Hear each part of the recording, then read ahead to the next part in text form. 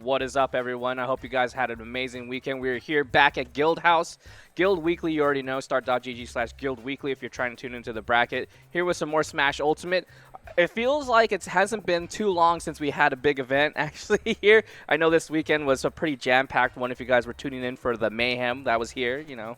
But that being said, we also had a weekly too leading up to it on Wednesday. So just a couple of results. I believe you got didn't you get like second last week on Wednesday? Was that last week? I feel like was it Wednesday or was that? I think that was like 2 weeks ago. Oh, 2 weeks ago. Okay. I think last week it was Widara who got second. Oh, that's true. Yeah. Man, it just time flies. Yeah, man. Especially when you have like multiple events too. Like this past weekend we had Berkeley on Saturday for those who couldn't make the 2-day event, because if you guys didn't know already, Mayhem was like a 2-day event, experimental too. Like they let everyone choose like what time they can show up if they want to be in a death round robin, sure, or whatever, going into final bracket. Dude, it's kind of fun, man. If you're like about the grind, making a 2-day event like that is actually just really, really sick. And also we've seen like some players make it out to Top Cut that we actually didn't expect, right? Like people coming up, you know. Yeah, that's Samus player, right? I forget the Guti name. or something? Guti, yeah, Guti. You know what's crazy though? So Guti goes to Guildhouse Mayhem, right? You know, makes a lot of upsets, whatever, right? Very next day, not very next day, but like 2 days, goes to UFNet. Euphies, yeah. Guess where he is? Grand Finals. Oh, no way. Yeah, dude. Isn't Guti from not from here actually? Yeah, I think he recently moved here. Oh. IIRC, but yeah, he's not from here. Yeah. Because I remember that tag floating around too in UFNet, and whenever I watched the set, I was like, how is this guy not winning? Like Yeah. it just kind of throws at the end. But I guess like once you figure that out, like, strong player. It's always like that too. Like people always have that like what they call the flop arrow. I can't close out games, you know. But you kind of have to like learn to buckle down and like learn how to set up your win conditions and stuff like that. And not only that, but maintain your composure at the same time. Like yeah, you got to do both. You can't just run up shield. That's not the move. Yeah, man. I think, yeah, but you know, it's going to be a pretty stacked Guildhouse tonight. True. Last week's runner-up, Widara, is here present. Shout out to Widara. You know, he's finally able to take a set off of me. I've been a big bracket demon of his for a very long time. So, was finally able to take a set off of me last week. His run last week was actually wild. I don't know if y'all paid attention to it. So he loses to Alsoda in winners, okay? Yeah. Alsoda, also big demon form as well. All right, so this guy beats Nesboy. He beats me. He beats Dtier, and then he beats Alsoda in losers finals. Yeah, the run back. And guess what? Clean. Loki doesn't even drop a single game during the entire run. Yeah. And then obviously gets eliminated by Luis, but like, yo, kid from SAC, bro. Dude, that's true. And they, you know what's crazy is that they have like Cornerstone too. So like they have Cornerstone, they have Fire and Ice, so they actually get so much like practice. I do wish we had more events where we can see like more inter sub-regional like conflicts. Like whenever SAC does come down here, it's always kind of like a celebration because the bracket just gets that much more stacked, and everyone's like, oh, bracket's so stacked tonight. And always when they come out, we got to do the same for them eventually at some point, like come up to SAC. Yeah. I'll probably make my way up there eventually again, but it's not like I'm competing, right? I'm just there to hang out. But yeah, I mean, Dragon House coming up soon, right? So NorCal, get on that. You know, support Alma, support SAC, right? Hey, $20, all-you-can-eat tacos, can vouch, quite yummy. I also have heard about all-you-can-eat sushi up there if you're into fish, because my girlfriend went up with a couple of her girlfriends, and they had all-you-can-eat sushi. And like, if you're a fan of sashimi, like just like raw fish. Yeah, man. Pretty good. Yeah, dude. I mean, it's a great tournament, obviously. You know, the big barrier is always just the distance, but, you know, if you guys have a free weekend, 100% recommend, you know. Ain't a thing, man. Yeah, ain't a thing. All right, this is actually a Winners Round 2 match coming up. Oh, man, Winners Round 2 has become the new Winners Round 3, dude. It's just all the matches are just so like, I see the matchup and I'm like, really? Like, Winners Round 2? There's no way. I mean, yeah, like, I think, so this matchup specifically, I don't know if we've transitioned quite yet. Yeah, we switch to the players real quick. Yeah, but we have, so Cam Spawn, new tag Callan. Yes. So Callan's currently number 4 in Sacramento, I believe, ranked. Steamy, of course, kind of a newcomer to the NorCal PR as well. Check this out, though.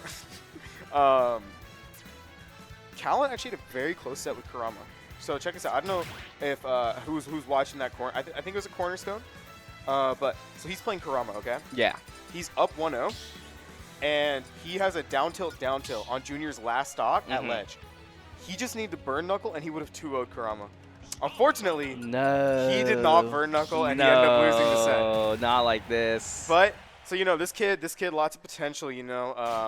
Always gotta watch out for playing against like any of the FGC, right? Like these characters be fishing for reversals nonstop. I don't think you're gonna be able to like get those opportunities too much though when you're playing against like the Belmonts too, right? Yeah. So let me know what you think because I know you play Terry. In this matchup, like how do you feel about this matchup? I guess the best way to phrase it is so the big problem here is the shield health. Okay. The problem is like the Belmonts. Whenever you're fighting any tall character, not just Terry, he's able to angle his shield angle his whip so precisely that it kind of pokes the top of your head. Now the way Terry primarily zone breaks his character, right, is either by making a very clean call out like that, or by using dash shield and kind of playing that RPS repeatedly. Right.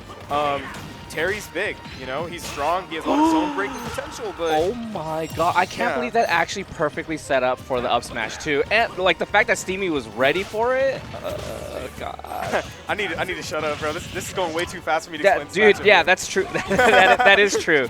Okay, so, and that's the funny part too, is like I don't think these, when I see Steamy play, I actually don't see him actually rely too much on like any of the special moves that Belmonts have too, right? So whenever we see interactions like that, it's very exciting.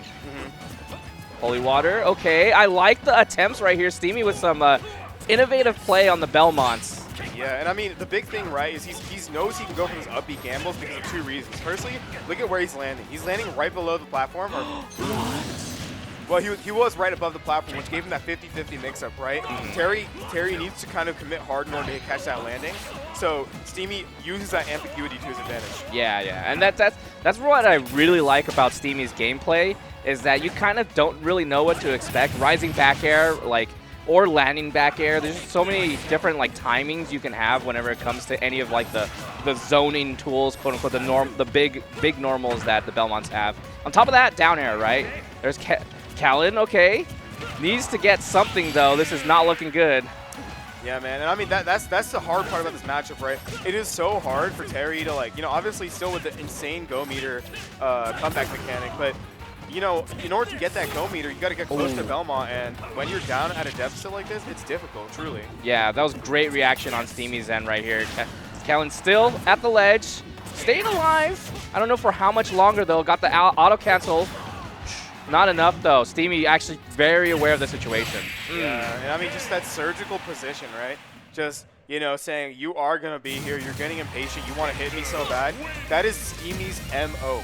He's literally just saying, you're going to get impatient, you're going to want to hit me because I'm Belmont and you're going to try to kill me in one hit. But he says, I'm not scared of you, I'm going to whip you to the corner and I'm going to get my win con. And I think that's important to note too, is that is like the general game plan for Steamy. But we didn't see too much of that, right? Where it's just like, oh, landing back air, rising back air, like while fading away, right? We saw more of like a, hey, I'm gonna throw out something and then I'm gonna wait to see what you do, right? And I think that's very important when you're playing against a character that definitely looks for these like ways in order to blow you up. It is hard, I'm not gonna lie, as for Callan to get past that holy water, but it's definitely possible, right? And I mean the big problem here, as a Terry aficionado, is this crack shoot usage, right? The way Callan's trying to use these crack shoots is like he's trying to win neutral with them as opposed to trying to chase the Belmont. Oh, you're telling me that isn't a win neutral move? I mean, not against this character because I mean, any other champ on the roster, I'm there. But the problem is, the way Steamy's trying to win neutral is just putting these long-lasting, lingering hitboxes out there. Yeah. But you need to use crack shoot to jump over the whip, and he's most likely to whip when he's retreating. Right. So you got to stay on top of him with that crack shoot. Like that was a perfect crack shoot opportunity, but you just did not pull the trigger. Right. And also just using it to kind of cheat your way back onto the stage. Very scary power dunk right there, but still manages to find the way back onto the stage. Now Steamy at the ledge. We might be able to find a stock. No, what? That was a very surprising option from Callan. Jeez, man. I mean, you want to find a kill over here, but Cal's just getting reversal by everything, you know, and it's just like you gotta play more diligent. Oh my god. Oh my goodness. Okay, what could you have done right there? Was that supposed to be rising tackle? Yeah, yeah, the up smash definitely. I know. No charge. Beautiful down smash. Okay, I'm there. What the heck? Who in the world down smash is there? That's actually, dude, it's one of Terry's most underrated options. I'm actually very happy Cal went for that. Yeah, I mean, I feel like there's no option that Terry has that's bad. Oh, 100%. It's just that big disjoint low poke, you know? Beautiful crazy landings, good for overshoots, you know? Her box shifting. Oh, yes. Ooh, okay, slipping. Steamy, not good. Yeah, but I mean, anything kills here, you know? Any tip or whip attack, an axe like that. Yeah, gotta be careful. Gosh, the holy water, whenever it hits the ground too, like, just gigantic. What the? He actually just got danced on. Dude, oh my god. He just walked away and just said, dude. yeah, let me just down air right here. He just called him a masher to his face, dude. That's actually wild. Hey, look, god, it's Terry, man. Like, come on. Yeah. You know they're looking for a way in. And you know the most the most annoying part of this matchup is? So Terry's famously known for his block strings, right? Tilts on shield, blah, blah, blah. Yes. However, these tilts are -6. Guess what frame Belmont up BF shield is? It's 7. Yeah, so if Terry mashes another time, then Belmont gets a true punish there. So yeah, you got to go straight into shield afterwards. Exactly. Yeah. I mean, it's a 50-50, which is still like fine, but Oh my god. you know. Oh no, please don't die like this. No way. Had so much time. Jesus. That felt like a really it kind of felt like an induced air dodge too, right? Because you know how far away you are from like the Belmonts, but just your natural instinct says, oh, just in case, like they try to go for something cheeky, I have to air dodge here. Okay. Jeez. Stevie's on another level actually tonight, dude. That gameplay was very, very surgical. Yeah, man. Wow. I mean, I was impressed, genuinely. Like, you know, I think the most impressive part about Steamy's play, like how you pointed out earlier, was just the willingness for the tempo mix-up, right? Oh yeah. Like, you know, as you very clearly called out earlier, right? You said, you know, he's doing these aerials on shield into a slight weight into being like, okay, now what are you gonna do? You're gonna move, and I'm gonna hit that, right? And I think that was beautifully exemplified by that walk back. Oh, the into the down air. Yeah. That was clean. That was wow. That stuff like that is what makes Smash Brothers fun too, right? Like okay, I'm gonna say this. Like I've been saying this for like years now. Is that the funnest part of the game is when your opponent's scared. Yes. When your opponent is scared, you can actually do anything. So that it's very important that you keep your confidence and not be scared. Like having your confidence shot in this game, you can see it in the gameplay.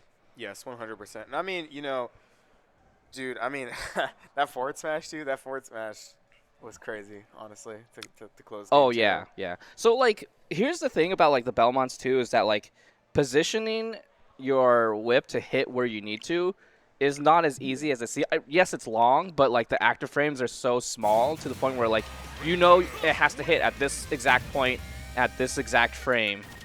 It's not easy to line up. Even the holy waters into like the very delayed like angle down back airs, those require a lot of position. What is it? Precision. That's what it is. So it's not easy. Looks like we got Ray, Link player, versus Salt Esports. Riding Salt.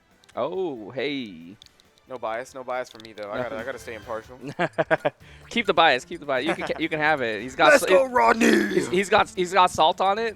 Yeah, I'm there, dude. Yeah, everyone out here is there. I know, dude. Yeah, Ray though, very famous red Link here in this region. I feel like there's gonna be a time where Ray pops off and no one's gonna be surprised like how well they do, right? I've played against I played friendlies against Ray and I notice a lot of things that are very smart, but sometimes it's just kind of like, oh, but like, oh, what if it worked? You know, like that's kind of like the mentality sometimes where Ray at the end just kind of says, oh, I'm gonna just gamble this, you know, like, and hey, like those are very educated guesses that they're making. Yeah, and I mean, it could work. Yeah, dude. I mean, you know, the big thing. I don't know how chronically online you are, but this guy's a clip fiend, dude. Oh, really? I gotta follow their Twitter. Dude, literally, bomb footstool dare freak. Oh. I don't know. That's not Red Link. Oh. I thought it was Red Link. No. He switched up. Oh, Right. different gameplay. I guess, man. I guess. Ooh. Bro, Like watch. that was hot, no? Yeah, like cause he likes getting freaky with this character, and the thing is, I don't know how freaky he's gonna get in bracket, because bracket's obviously very different from Elite Smash. Right. But you know, I mean, just watch this movement, bro. Like actually. Yeah, I'm always impressed whenever I played friendlies with Ray, and then finally get to see a little bit more bracket action from him. Doesn't really get too much screen time, but actually definitely deserves it. Nice parry straight into the spin attack. Yeah, and I mean, it depends, you know, how much he's willing to kind of overextend on Rodney, right? Where it's like, firstly, does Rodney really know what he's fighting? You don't fight. Link is a very uncommon character, and not really a character you can't skate by not winning the matchup for. Okay. Little bit of nasty shenanigans from Rodney's stall, but still not able to occur any kind of advantage right here. Waiting for the air dodge, I believe. Yeah, I mean, we just let that happen. Yeah. No hard punish too on the Dragon Fang shot. Interesting. Yeah. I mean, he was kind of floating. I understand it, you know. Maybe just a little scared. You don't know what you're messing with, right? Yeah, and that's one of the things that I kind of like about certain players is that like they know when their punishes and they know when to like kind of wait a little bit. I feel like sometimes Ray just holds back way too much, just a little bit, like just a little bit too long, to the point where it's just like, okay, I know you're not gonna get aggressive here. Yeah. You know, I mean, Rodney answering back, right? I mean, he did lose his first stock pretty quickly, but I mean, the deficit is not even bad right now. So, you know, Rodney doing that slow pace, you know, methodical neutral to kind of bring this back, which is you know, nice. Yeah, there it is. There's one fair. Rodney staying alive. Oh my gosh. Oh wait, my that's it. Gee, Oh my wait, gosh. you saved him. You Dtier, freak. You freak. I can't believe it. dude, He said, "Come back." what is wrong with you? Oh, Ray, why would you do that? That was actually very, very messed up. Yeah, I was looking a little disrespectful. I can't lie. Now look, hey, Rodney Salt's my boy, but Oh, and he's going for these bomb loops, man. Like, he's just trying to murder Rodney, dude. Like, oh my god. yeah, I actually do want to see Rodney put his foot forward, though. Like, get on that aggressiveness. See how they react on shield. Dude, what? Just run up, Dragon Fang shot like that, and bite? But you know, Rodney literally just does not care, bro. He's like, you know, you have all your fancy, like, tech options or whatever. Oh my god. Wait, it's double. Okay, thank goodness double jump is still there. That covers every option, dude. That's actually unfair. What the hell? Back air. Oh, precision. The sniper. Oh my god. You know that back air had to come out too. Dude, that was disturbing. That was dude. actually awful. Oh my god. What? How could you do that to someone and still look that stoic? Like no expression. Super option covers, bro, dude. Like, actually, what the heck is that? The Trump though. Trump into a bomb, like, just bouncing there. I think, the only thing you can do there is you have to buffer a roll. Yeah. And you don't want to buffer a roll against Link, No, man. never. Dude, like, what? Why? I don't want to get hit by F tilt again. You know, like. But this is game one though, and those couple interactions too. I feel like Rodney's ult actually did not get too much like play at the ledge. Maybe we'll see something, but going down throw in the spin attack, Yeah. Ray's confidence. Yeah, I mean, the thing is, man, he's just trying to, like, you know, it's very evident what the game plan is now, right? Where it's just put Rodney in these situations where he's very uncomfortable, aka ledge, right? Right. And then just absolutely just demolish him there. messed Oh, with the bomb recovery. he's fine. He's fine. Man. That was scary actually. Could have spin attacked the other way. Might have picked up Rodney. That's a problem, man, because Link is not a character which you really, like, imagine having a lot of mix-ups. He's like, oh, he just nairs, right? Shield projectiles nair. No, man. No, absolutely not. Absolutely not. I do not want to get first hit back aired into something. Yeah. You know, like that is my worst fear. But, I mean, I'll say this. I do like this stage choice from Rodney, right? Yeah, way more play for Corrin. Corrin can actually have a lot more fun. Yeah, and I mean, the most important thing is now you have access to that falling up air from platform, right? -2 aerial leads into like a 60% plus advantage state. Ooh, yeah. And also just a mix to double jump onto the platform after pin. Okay, wow, dude. This is actually just a completely different game. Yeah, Rodney turned up, dude. I can't even hate, dude. Like, this is... Oh god, that's just, you want to chase, but you know you have to like play the mix up. Yeah, dude. Like, I mean, look how like absurd this is, right? We were talking earlier about how absurd these ledge situations were for Link, but it's like now Rodney's playing super option coverage, bro, because that sword just covers so much space. Yeah. Okay, you want to know what I don't like about like playing against Link too is like you grab the bomb and you try to do that same ledge like stuff. You can't because they are able to like pop it even though the bomb is in your like quote unquote control, right? Yeah. Like when it's bouncing there, they can still pop it.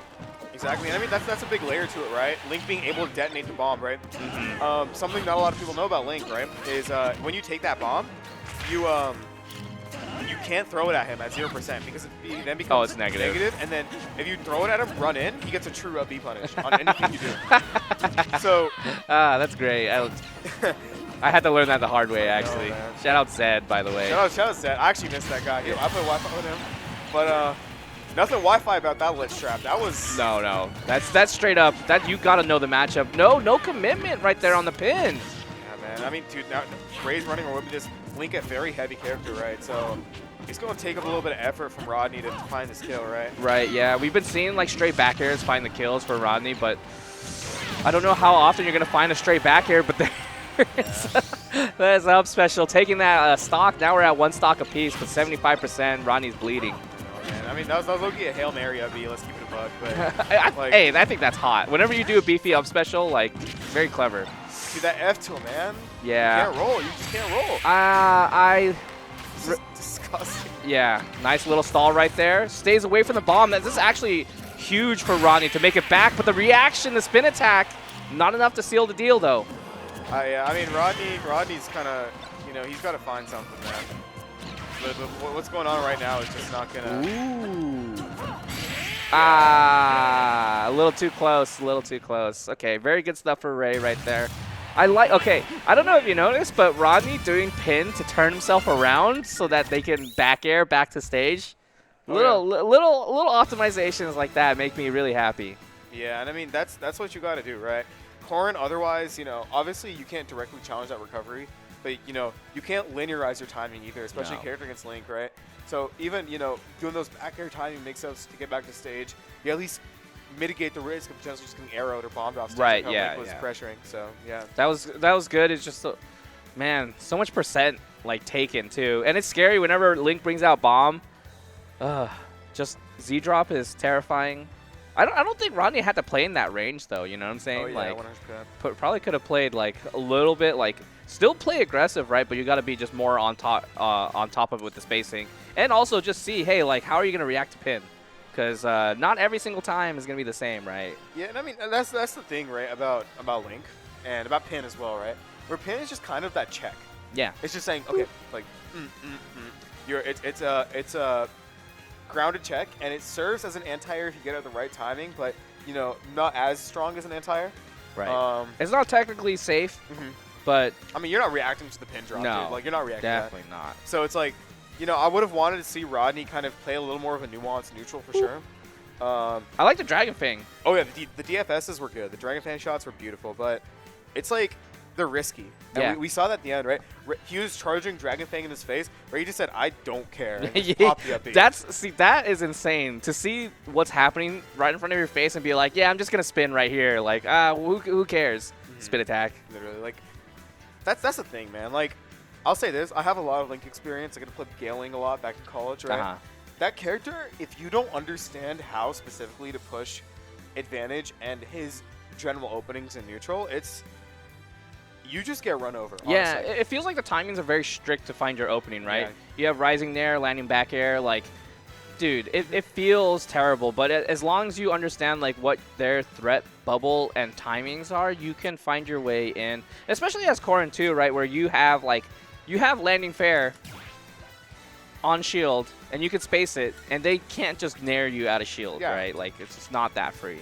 I mean, and that's the thing about Link, right? Where it's like, he has just enough mix-ups to where it's like he's not completely helpless if you're close to him. Right. And That's honestly like his weaknesses, of course, being the poor airspeed, somewhat linear recovery, either 50-50 between bomb jumper, being the ledge, right? Mm-hmm. But the thing is, you have to get him in those positions, right? Yeah. And his neutral is not Mickey Mouse at all. Like it's No. something you got to use your. Oh, brain it on. is. You got a lot of tools, man. Yeah. The Mickey House, what was it? Mickey Mouse Clubhouse. That's what it is. Yeah. They got a lot of tools, man. A lot of toys, I man. got a special one for this for the very end. I don't know if you've ever watched Mickey Mouse Clubhouse. Nah, man. Okay. Okay.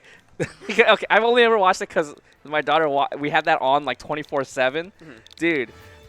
They always say like, "Oh, these are the tools that we need," and we have this very last special tool that will help us out at the end. That's exactly what happens with every race set. Just say, look at this special tool I have, or actually not even just race, just Link in general. Like, yeah, man. this is something that you won't expect.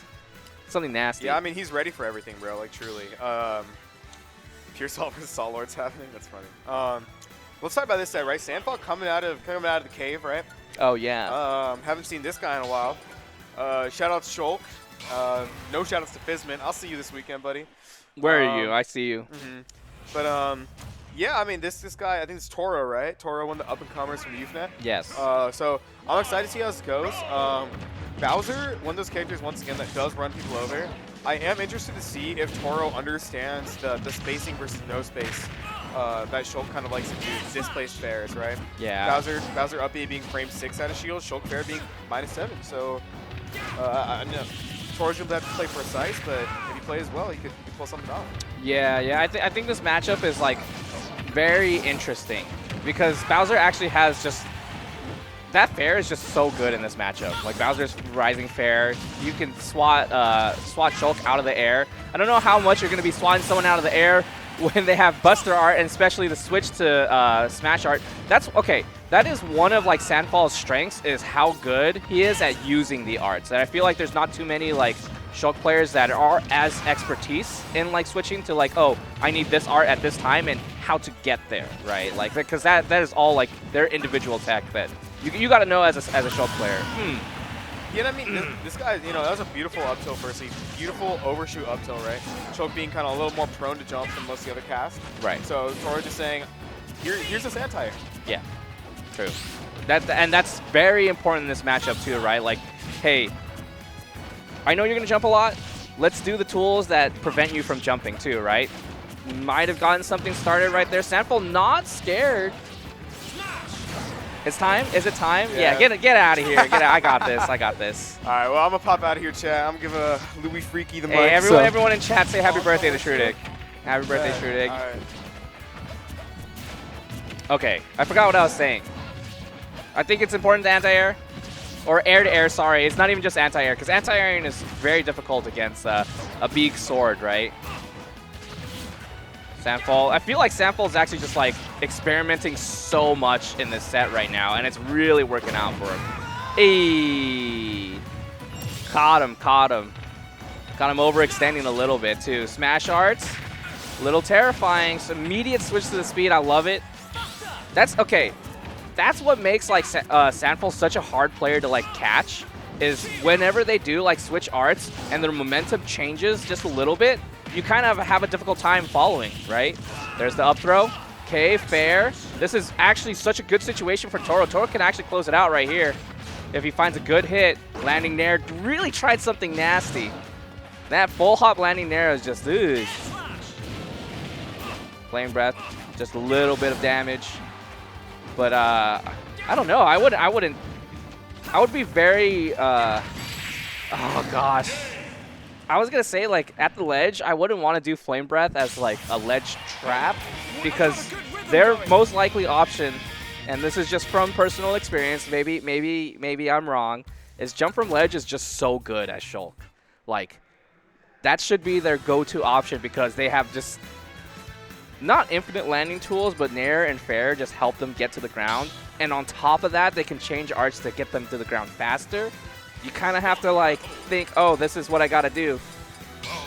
Flame Breath is definitely like the safe, like, okay, let me tack on a little bit of damage. But we saw like, hey, Flame Breath jumped over that, got back to the center of the stage. He didn't even care about like getting some extra damage. He was just like, oh, you're going to give me the stage? I'll gladly take the stage. Not too bad. Not too bad. No switch to shield art, too. Actually, probably would have taken more damage. There it is. That's the flame breath that I'm looking for. Ooh. Okay. Nice. A little bit of panic in Sandfall's eyes, and that's the hidden ability of Bowser. Oh, gosh, I like the weight too. This is what I noticed too from Sandfall. Whenever Sandfall's in Buster Art, we'll do like a move, and he knows it's like not entirely like plus or can't lead to something straight up, and we'll just wait for you to panic. Great use of the speed art.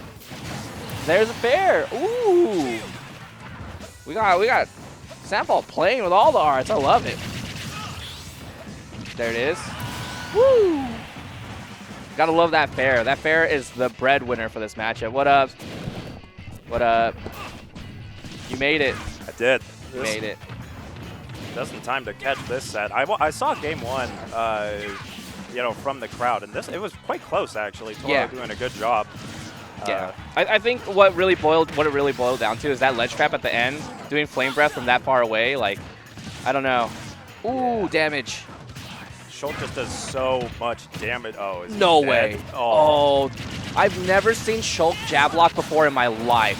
Ooh. I didn't know if he could like cancel the Monado in time to get something off of it or not, but it doesn't even matter. He's just gonna get that up B, take the stock. No, that was still cool. Yeah, just seeing Shulk do a jab block just ever is actually just cool to me. Yeah. Yeah, it's just one of those characters who you just almost never see utilize their close quarters tools. And they don't really, like, because they have very, very few, right? Like, this is a character that wants to keep you at bay. Yeah, how often do you see Shulk jab? Like, yeah. Ah! Oh, boy. Okay, I was saying this, too.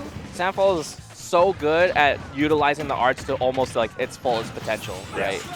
Yes. There's so many times where we've seen, like, timing mix-ups from, like, falling onto the ground. Ooh! Wait, hold on. Go. Oh, dude, that was actually so cool. If it only hit like the base of the sword instead of just the beam. Yeah. Now, when Sandfall has that jump art, he is looking for that, especially when you're at kill percent. It's just such a good tool considering how strong the up air is. Oh, shield Monado coming in clutch there. Yeah, the shield art was very, very important there. Still have a full stock to play with. Nice. I love that mix-up right there. And an air slash. Yeah. Dude, Sandfall is on top of things today. What the heck? You saw that feint, the feint of the back air and then going straight to a grab? Dude, that is... Is the movement that really sets good Shulks apart. Yeah, right? Like chef's kiss, dude. Boom. Yeah, it's so... This character has so many interesting ways to cover your options and then kill you, you know, and it's just because, like, that's what it is, you know. All of a sudden, you're at 80, and then all of a sudden, you are dying at 80 because of all the different ways they can use that art. Yeah, it's really impressive stuff. And it's interesting too, right? Because I think before you would think of Shulk's like win condition as, oh, put you off stage, put you at the ledge, let me just fair or F tilt with smash art. But I feel like in this particular set, Sandfall was experimenting with very, very, very interesting like ways to kill, right? Like, oh, hey, I'm in jump art. Of course, I'm going to be looking for these up airs or something like that. And then, hey, I'm in Buster. Let me just like put you in a situation where I can jab block you and potentially lead to a kill. So it's, I mean, it's cool to see like that there's still developments with Shulk. I still am in the camp where Shulk I think is like a high tier character, but. Hey, look.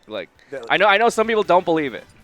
I don't know how you can look at a character who can do that and say they're not the higher top tier. I gotta be honest, they're crazy. It's hard. Well, it's hard, right? Yeah. I think that's the problem is that there's just the mental stack is just so heavy. Yeah. For that like character. Yeah. Well, I feel like you know, when Smash 6 comes out, it's entirely possible. Oh right, when it comes out too, right? Yeah.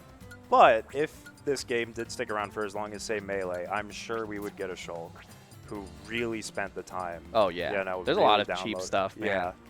Yeah, that character's got nastiness. I will deflect you guys to the Shroom tweet where this guy, like, I don't know what this character does. He just turns rainbow, does whatever he wants. Then that's just hey look, that's that character, man. But enough about Shulk. We have Twan and Luisito up on the stage. I'm glad to see Luisito out at more events actually, and a mainstay like Twan, of course, you know. feel like Twan's been kind of rising back up again. Actually, Yeah. like I feel like the past couple events, Twan's been doing really good. Yeah, gotten some really good results recently. And we are seeing the Min here versus the Banjo and Kazooie from Luisito. You know, he will occasionally pull out the Banjo over his Game & Watch, but this Banjo is nothing to sneeze at. He really has a good handle on this character. Ooh. Oh, that's good stuff. Yeah, a lot of damage right here. The landing mix-up, Twan actually not really changing too much. I think it is important to note that Luis, actually this is not Luisito anymore. It's actually just Luis. Okay, Luis. Grown man. Luis actually does have a Meta Knight. So, like, if it boils down to it, we might see that come out. Yeah. I don't think so, though. I think Luis is pretty committed to playing this this Banjo.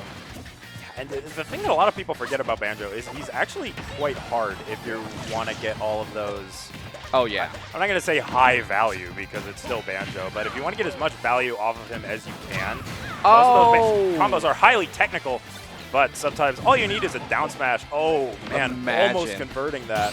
Almost had the world, dude. Oh, that's dead. Goodbye. Crazy stuff from Luis. He is on fire right now with this Banjo. Yeah, this is not looking good for Twan. And Luis, I feel like, has a really good understanding of like how Min plays too, right? So playing really well to like cross up when needed to. Crossing under also very important skill to have. Yeah, I feel like if you're gonna play at a high level in NorCal, you have to understand the Min matchup. Oh, for sure. Like, it's just arguably our most common character at this level, to be honest. Ooh, I think it's just Twan and Skeletal, yeah. I mean, there was Nathan when he was around as well, but true. Has Nathan been playing? Did they go to last week's Cornerstone, or not last week? But I'm 2 not weeks sure ago? to be honest. But also, you know, Baron's got that Min that's kind of in the pot right now that he's been pulling out. There's no way. I don't believe it. What happened to the Game & Watch? He's making it back. This character is just nasty. Crazy recovery there. Man. Shoutouts to Dtier Bear, just timing people out with Banjo off stage. I would be so upset. Yeah, I'd be livid. I'd be like, there's no way this is like, you can't be doing this. Yeah. Oh, okay, that's it. Yeah, just the standoff into the grab there. But yeah. Luis, very comfortable here so far. And Banjo's aerials are just really not that good. I mean, that fair is good. The fair is okay, but like if you look at you don't want your aerials as a toolkit to be mid. And I feel like that's how I would describe Banjo's Is that what you imagine Smash Brothers is? Your Smash Brothers are aerials good? No. That's how I like to imagine things too. It's just, but that's not the case for every character, right? Yeah. It's just so important in this game to have a really solid aerial. Yeah, because if someone's in the air, how are you going to threaten them, right? Yeah. Like, other than chasing them on the ground. Shoutouts, Little Mac. Yeah. Yeah, I know you know that. Yeah, but even then, sometimes you're like, you have to use the Little Mac up air. You have to jump. You have to. Like, there's no way around it. I mean, you also have Jolt Haymaker, so like, yes. that is still a threat if someone's above you and then kind of slightly far away for you not to reach. Like if they jump and they air dodge, like there's a lot of like Joel Haymaker, really good move, has a lot of interesting options. But Little Mac, cheap move. It is a cheap move. And speaking of cheap moves, we are still on this Min from Twan. I was curious if we were going to see the Pokemon trainer come out, considering how Luis looked pretty comfortable there in Game 1. Yeah, I do think like sticking with the Min is definitely better because I do know like Twan whenever it comes to like thinking about matchups. Oh, okay. Oh, I like the thought. I really, really like the thought. I know, okay, so as I was saying, I know Twan, whenever it comes to like playing disadvantage, doesn't really have that amazing of a time. But if they keep up the advantage, it definitely looks like a completely different like player. Sure. Yeah, and that's the whole thing with Min, right? The advantage state is just so punishing. If you lose neutral, miss attack, you are going to take a huge amount of damage. Right, yeah, and you're staying in the air for such a long time, too. Doesn't feel like you get to play the game again. Now Twan in the perfect zone, gets zone break in. Aye. I don't think that was the best DI, but just barely living. Not going to live that one, though, Twan. Taking first blood here in Game 2. Now the damage is climbing once again. You can see Luis trying to use that Wonder Wing to burst through the arms, but now Twan is anticipating it. Right, yeah. Whenever it does get like stopped too, you know, Twan's kind of like sighing a sigh of relief. It's like, okay, this is the one move that can zone break into my zone. Let me, thank goodness I stopped it from happening. Yeah. Okay, nice pickup right here. Twan looking so much better than game number 1, and it's just kind of all been in his like his side of the court. Right. Yeah, the smaller stage on Battlefield definitely benefiting him. I think he was just kind of a little surprised by the banjo. That's going to be, oh no. Whoa. That must have been a misinput, right? That, I'm sure he was looking for up tilt, maybe up smash, something like that, but Fair is going to take it. Luis has some work to do to bring himself back into this stuff. And I like the jump back into the Fair too, right? Yeah. A lot of minions will happen to do like a burst option, either down tilt, dash attack, or even roll to get back to the center of the stage. Luis very aware of that. Twan getting caught off guard. I think, to be fair, a lot of minions would have got hit by that Fair too. Yeah. And also, if you like rolling from the ledge, you would have got hit too. Like, that's just player knowledge, man. Yeah, really does matter so much at this stage in Ultimate. So far, I'm liking this Regal Blasters. Twan kind of stuck on a platform is not where you want to be versus Banjo. Oh, but Oh, this is gosh. good stuff from Luis. Yeah, so like one thing that I noticed too about like Luis's play is that there always seems to be like some action being done. Ooh, okay, nice. I wasn't sure what the punish was going to be, but just a clean F tilt with the what is it, Megawatt? With Megawatt, just yeah, so strong. It's a good idea from Luis. You know, Wonder Wing, especially on platforms, can do some crazy stuff, but you know, Twan not falling for it that time. That could have been a shield grab, maybe. I don't know. Yeah, hard to say. Hard to say. The missed arms means up smash, but still not enough to kill too. Luis, oh gosh, I love watching Luis play because I never know what to expect. Like I don't know what button they're gonna press ever. He's very aggressive at times. And he plays characters, you know, like the Game & Watch and the Banjo, where you don't necessarily expect that. Yeah, so many buttons. Like I've seen Fair happen like a million times. I'm like, oh, I could deal with this, and then getting hit by it. I'm like, I seen it coming, and I still get hit by it. Very slippery recovery there from Luis, but he's still in disadvantage. He's got to get off of this ledge. Right, these Wonder Rings are also running mad low. Only 2 left. There's a beautiful Ram angled down from Twan. I don't know, maybe a character switch on Luis's end? Yeah, it's possible. I feel like Twan was just kind of caught off guard by what Banjo was trying to do in Game 1, right? Like, he was going for a lot of very aggressive landings that Luis was just calling out. Kind of got that out of his system a little bit in Game 2. Yeah. Very good adaptation. So, we'll see. As you said, there is a Meta Knight. Yeah. And Vidman has a couple of these matchups where they're unusually bad for a top tier. Not fun. Yeah. So, you know, we'll see. We'll see if Luis decides to bring out the top tier of old versus the top tier of today. I'm curious too. We're going to Hollow Bastion. I think we're probably going to stick with Banjo. Yeah, there it is. Yeah. I do know like Luis wants to play more Banjo like in bracket too. They did mention something about like not playing Game Watch, and then Game Watch just so happened to be on our screen with Luis's name right on top of it. So sometimes it's easier said than done to drop a character sometimes. It is. When you know a character's got certain tools to deal with like a certain player's like play style, you kind of want to be like, oh, but I could just be doing this instead. My life would be that much easier. I think Hollow is a very interesting stage pick for Luis because, as I said earlier, Banjo does get a lot off of platform extensions. This is a good edge guard. And using that middle platform creates a lot of different tech chase situations like this right here. You can see this platform pressure from Luis, exceptional. Yeah. One, like you were saying, Banjo's aerials being pretty mid. It just kind of feels like nothing whenever you do get an up air, right? If you do get like a drag down, like back air or drag down nair, it feels much better. But you know you're not really killing with it yet. Yeah. At least you got fair. Kinda. Yeah, sort of. Oh, beautiful. Yeah, that's good stuff. Yeah, even tried to tech roll in too to try to stay alive a little bit longer. Twan knew they were in a bad position. good on Luis to find that, and maybe that's why we're on Hall of Bastion. You know? Yeah, I think that's definitely part of the thought process. You know, the Wonder Wing could, wow, the down smashes again coming out from Luis. What can he get off of this ledge trap now? This is really good stuff, just keeping Twan in disadvantage, pinned on the ledge here. Another great rear egg. And no jump now either. Ooh. Yeah, I really do like the grenade placements right there too, right? You jump, you kind of like wait for whatever option that's going to happen, and if they jump, they go straight into the grenade. No tricky stuff right here, though. The Wonder Wing not working this time. Oh, no, Wow. crossed up. Wait, everyone's flubbing right here. Just a whole bunch of noodles on the floor. Dude, why? What? Okay. Why did it have to end up like this? This is an, oh man. It just must feel so bad to get hit by Wonder Wing at that range. Oh, it 'Cause does. every other character has a lot of, it can react to it, but when you're Min, Ooh. oh. I saw the vision, Luis.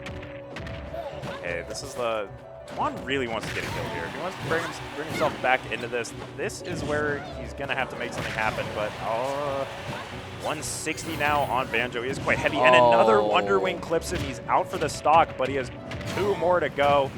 Up throw, baby. Yeah.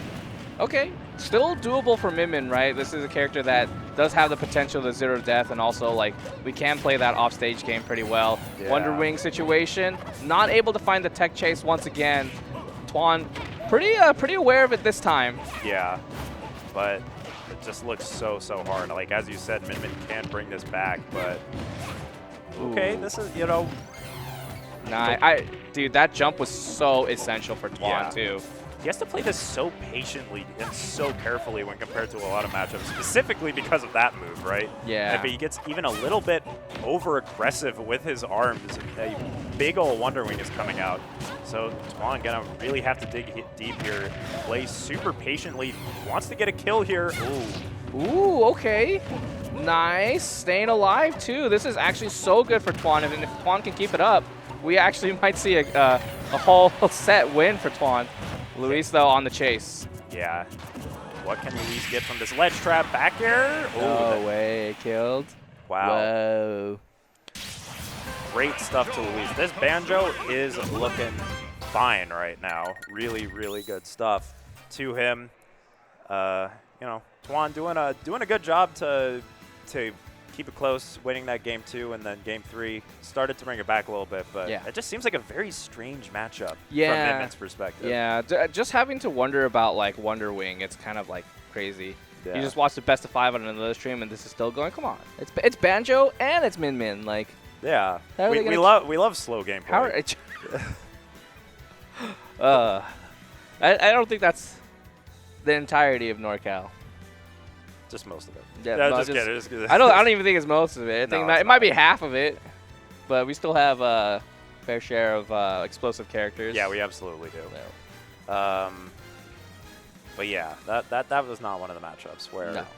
that was being showcased. I mean, it can be, because Min can be just, like, ridiculous, right? Yeah. In those offstage situations, but Banjo has a lot of ways to, like, recover and, like, stay off stage and not have to deal with that stuff, so. Yeah. It is interesting with Banjo because I feel like, again, as I said earlier, the character is actually deceptively technical. There's a lot of interesting stuff with canceling the Barrigo Blaster that Yeah. you have to do to get the most out of the character. Mhm.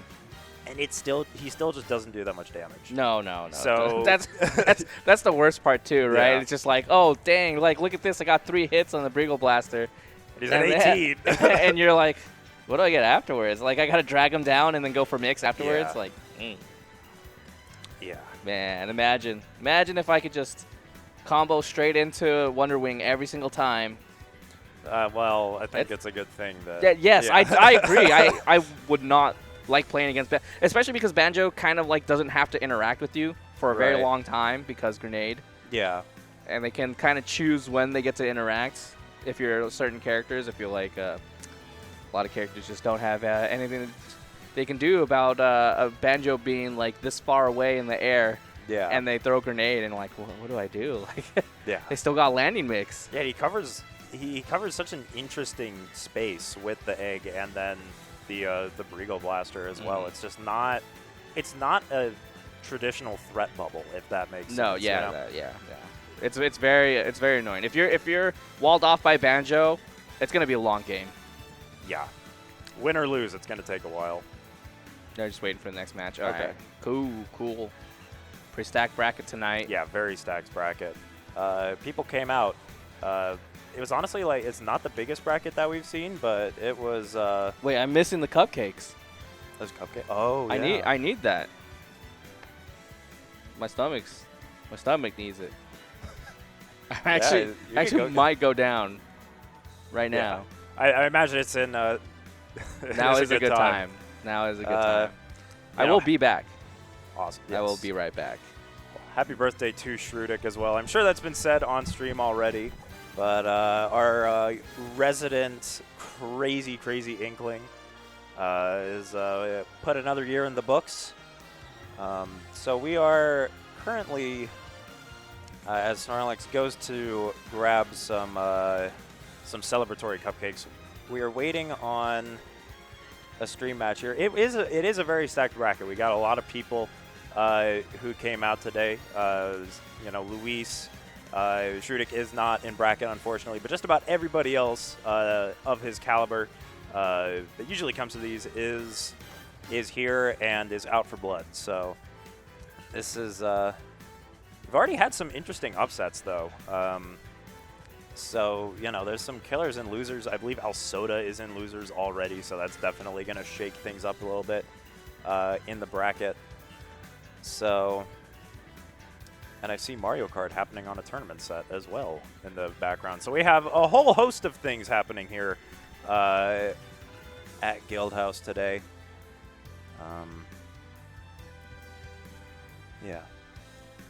Yeah, let's go to break for just a little bit here. Oh. Unless Snorlax wants to give us the scoop on how good this cupcake is. Is it a... I think we're going to break, yeah. Okay. We'll be back.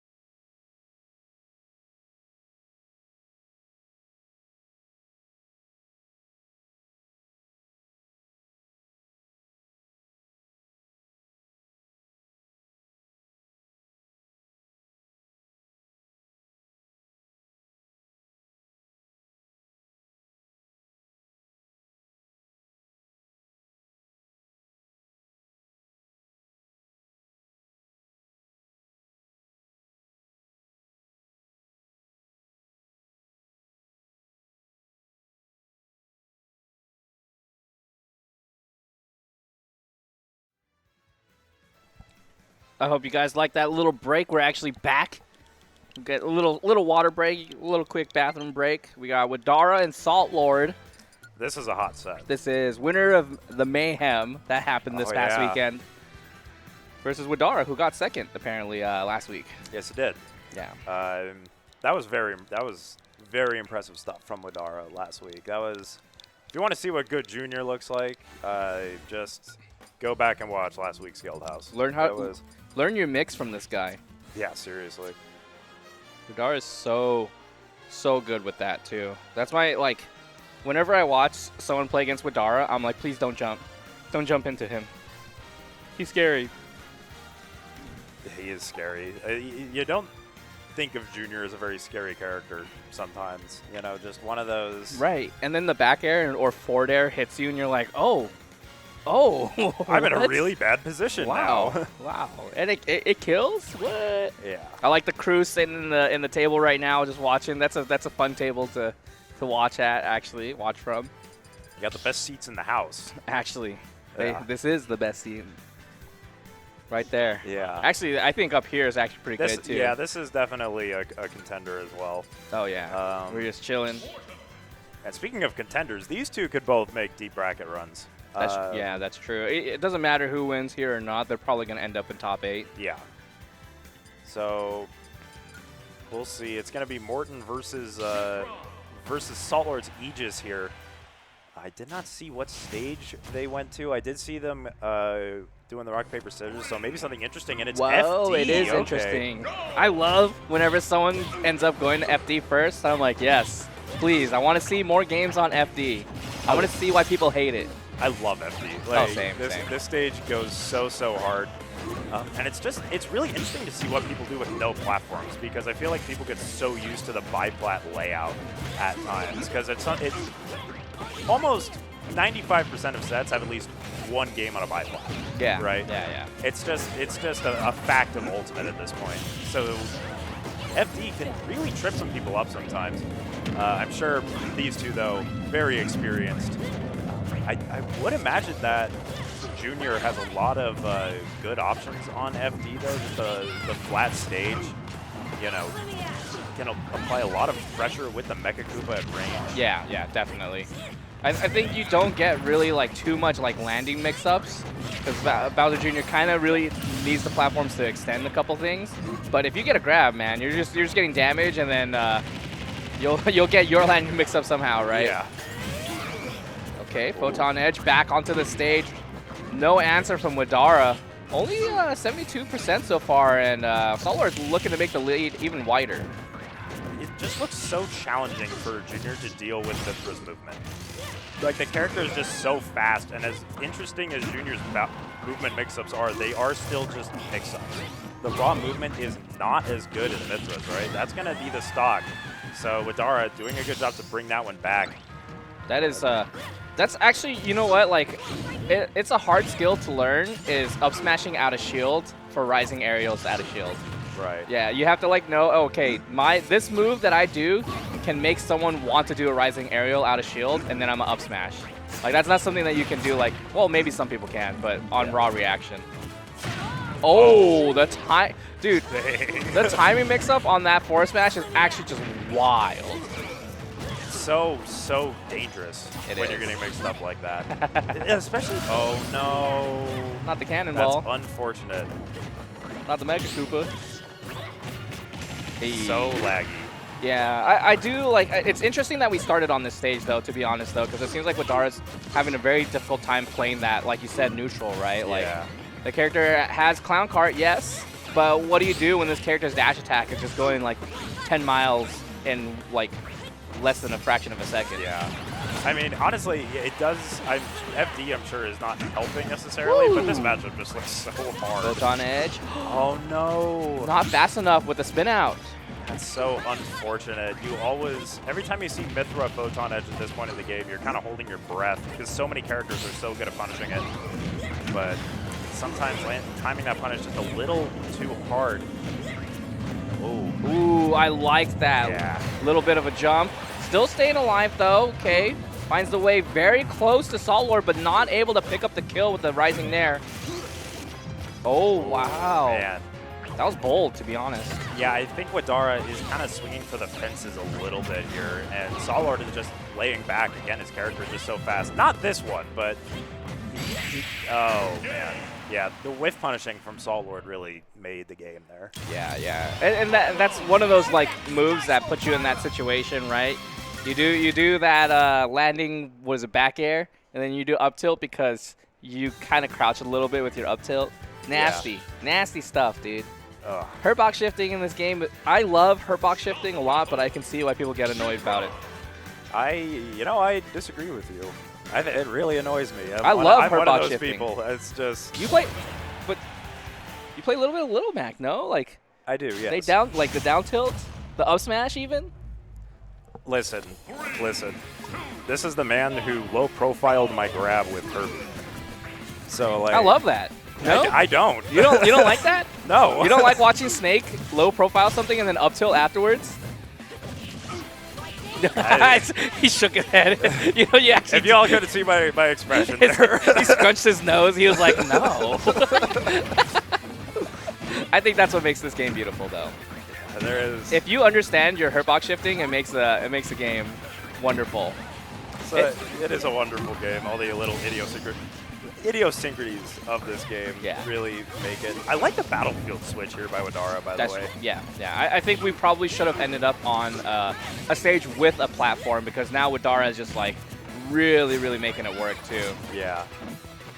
You know, I don't want to say it restricts Salt Lord's movement, right? Because it doesn't, but it puts him in more positions that Widara can capitalize on. Right. Nice. The up airs too. Not really having to commit too hard and not having to worry too much about any kind of landing aerials from Salt Lord. Still not able to find the Nair though. I'm sure we'll find it eventually. That's specific, right? No. It's definitely not a misinput. Not against Salt Lord. Okay, that's fair. That's fair. And okay, off stage now is Widara. What can Salt Lord get here? I can't believe that. I hate that that's why. Yeah, I mean, Salt Lord was looking for it for quite some time now. Eventually, it was going to hit, right? Yeah. It's just gigantic down air. Huge, humongous. Yeah, that move is insane. And now the platform extensions from Salt Lord coming in clutch here. But Widara has him in a corner. Oh. Ooh, try to go for the footstool afterwards, too. Dang, okay. Ooh. The confidence for Widara to dash in, and then also on the flip side, Salt Lord just doing down tilt anyway. Like, you gotta be bold. I love how these people, like both these players, actually don't play around with shield too much. Like, they don't rely on it. That was beautiful. That was so good. Whoa! What an air dodge from Widara, sneaking his way back on stage and reversing that tricky situation. Yeah. But, you know, as you said, they're very conservative about how they're using their shield, and shielding can just be so punishable at times. Oh, no way. That was so smart. And he doesn't have a jump. No, he did have a jump. I thought he didn't. I was gonna say, if you're Pyra and you expend double jump early, you know you're cooked. Like, yeah. All right. Yep. Still alive, and Photon Edge makes it back. Man, you just don't want to give Salt Lord too many opportunities. That dash attack not quite going to do it. Okay, that's terrifying. Oh my goodness. That is rough. That is so rough if you're Widara right now. Yeah, and you know, Aegis just so capable of bringing this back, especially with Rage until you dash attack on shield. Yeah, and I like it too, right? We were talking about how we weren't seeing shield do too much. Yeah. And that was like a clear case of like, hey, like, I understand what I've been doing. I've been really trying to use my movement to the better. But when you're playing against Mythra, at some point you got a shield, right? Yeah. The dash attacks will catch you off guard no matter how far you dash away. I've been hit too many times dashing away from Mythra dash attack. That move feels way bigger than it is. It covers so much space. It is huge. It is huge. And they can just do another one afterwards too. Like if it doesn't hit your shield, they're in a pretty good spot.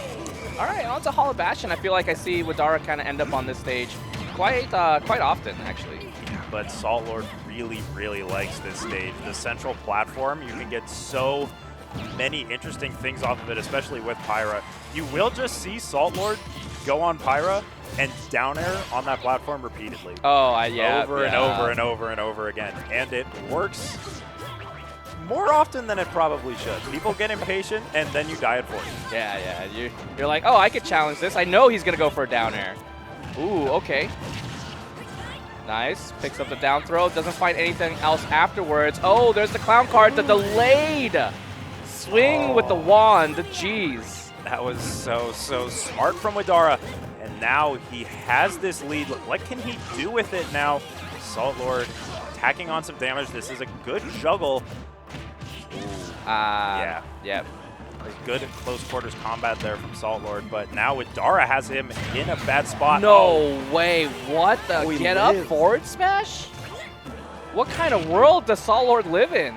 Salt Lord loves going. Oh my God. You know what? This is the long con for Salt Lord, okay? He says all he does is mash, right? And this is what you believe, that's all he does.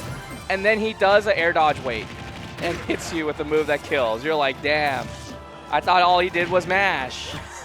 That's what I thought.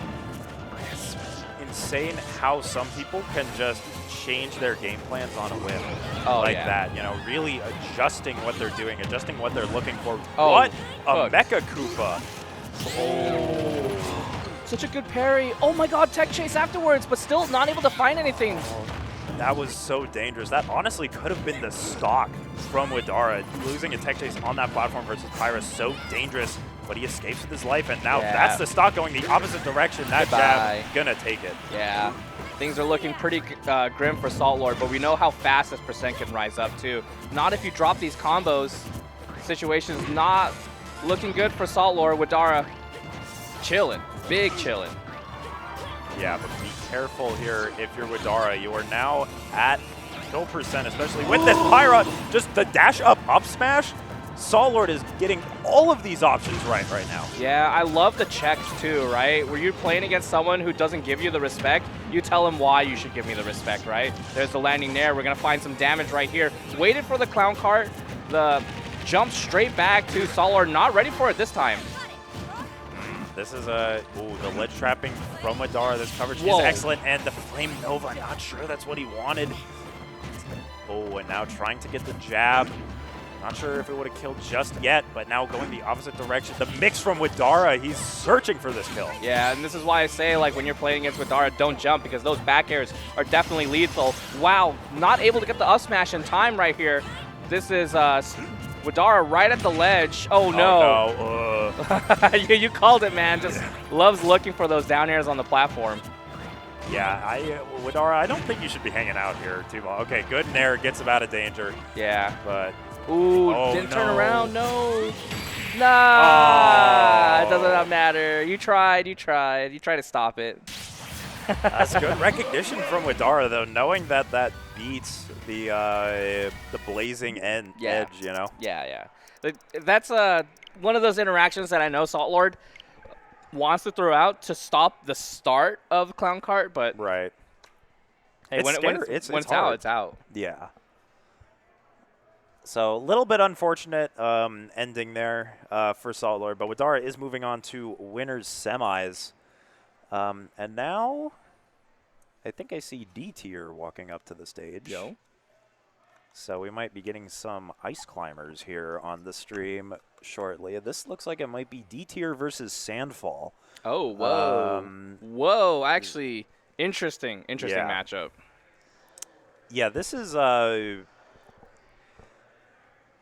Dtier is fantastic at overcoming bad matchups for ice climbers. Oh, right. Yeah. That's kind of like we have so many characters in this region that on paper dumpster the ice climbers, and he continues to overcome these matchups. All these mins, all these Belmonts, and he has so many wins on all of them. Yeah. You know. Yeah. That being said, this is also not a good matchup for the ice climbers. Shield art we do have to say it. Yeah, shield art, smash art, buster art makes things very interesting when it comes to the ice climbers. Yeah. Especially with how much like added hit lag, hit stun that buster art does.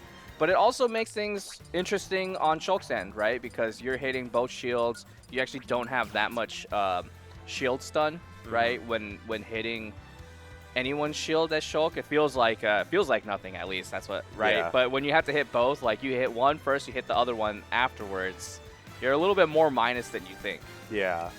So Sandfall going to have to play this very patiently and very precisely. You cannot get too aggressive here.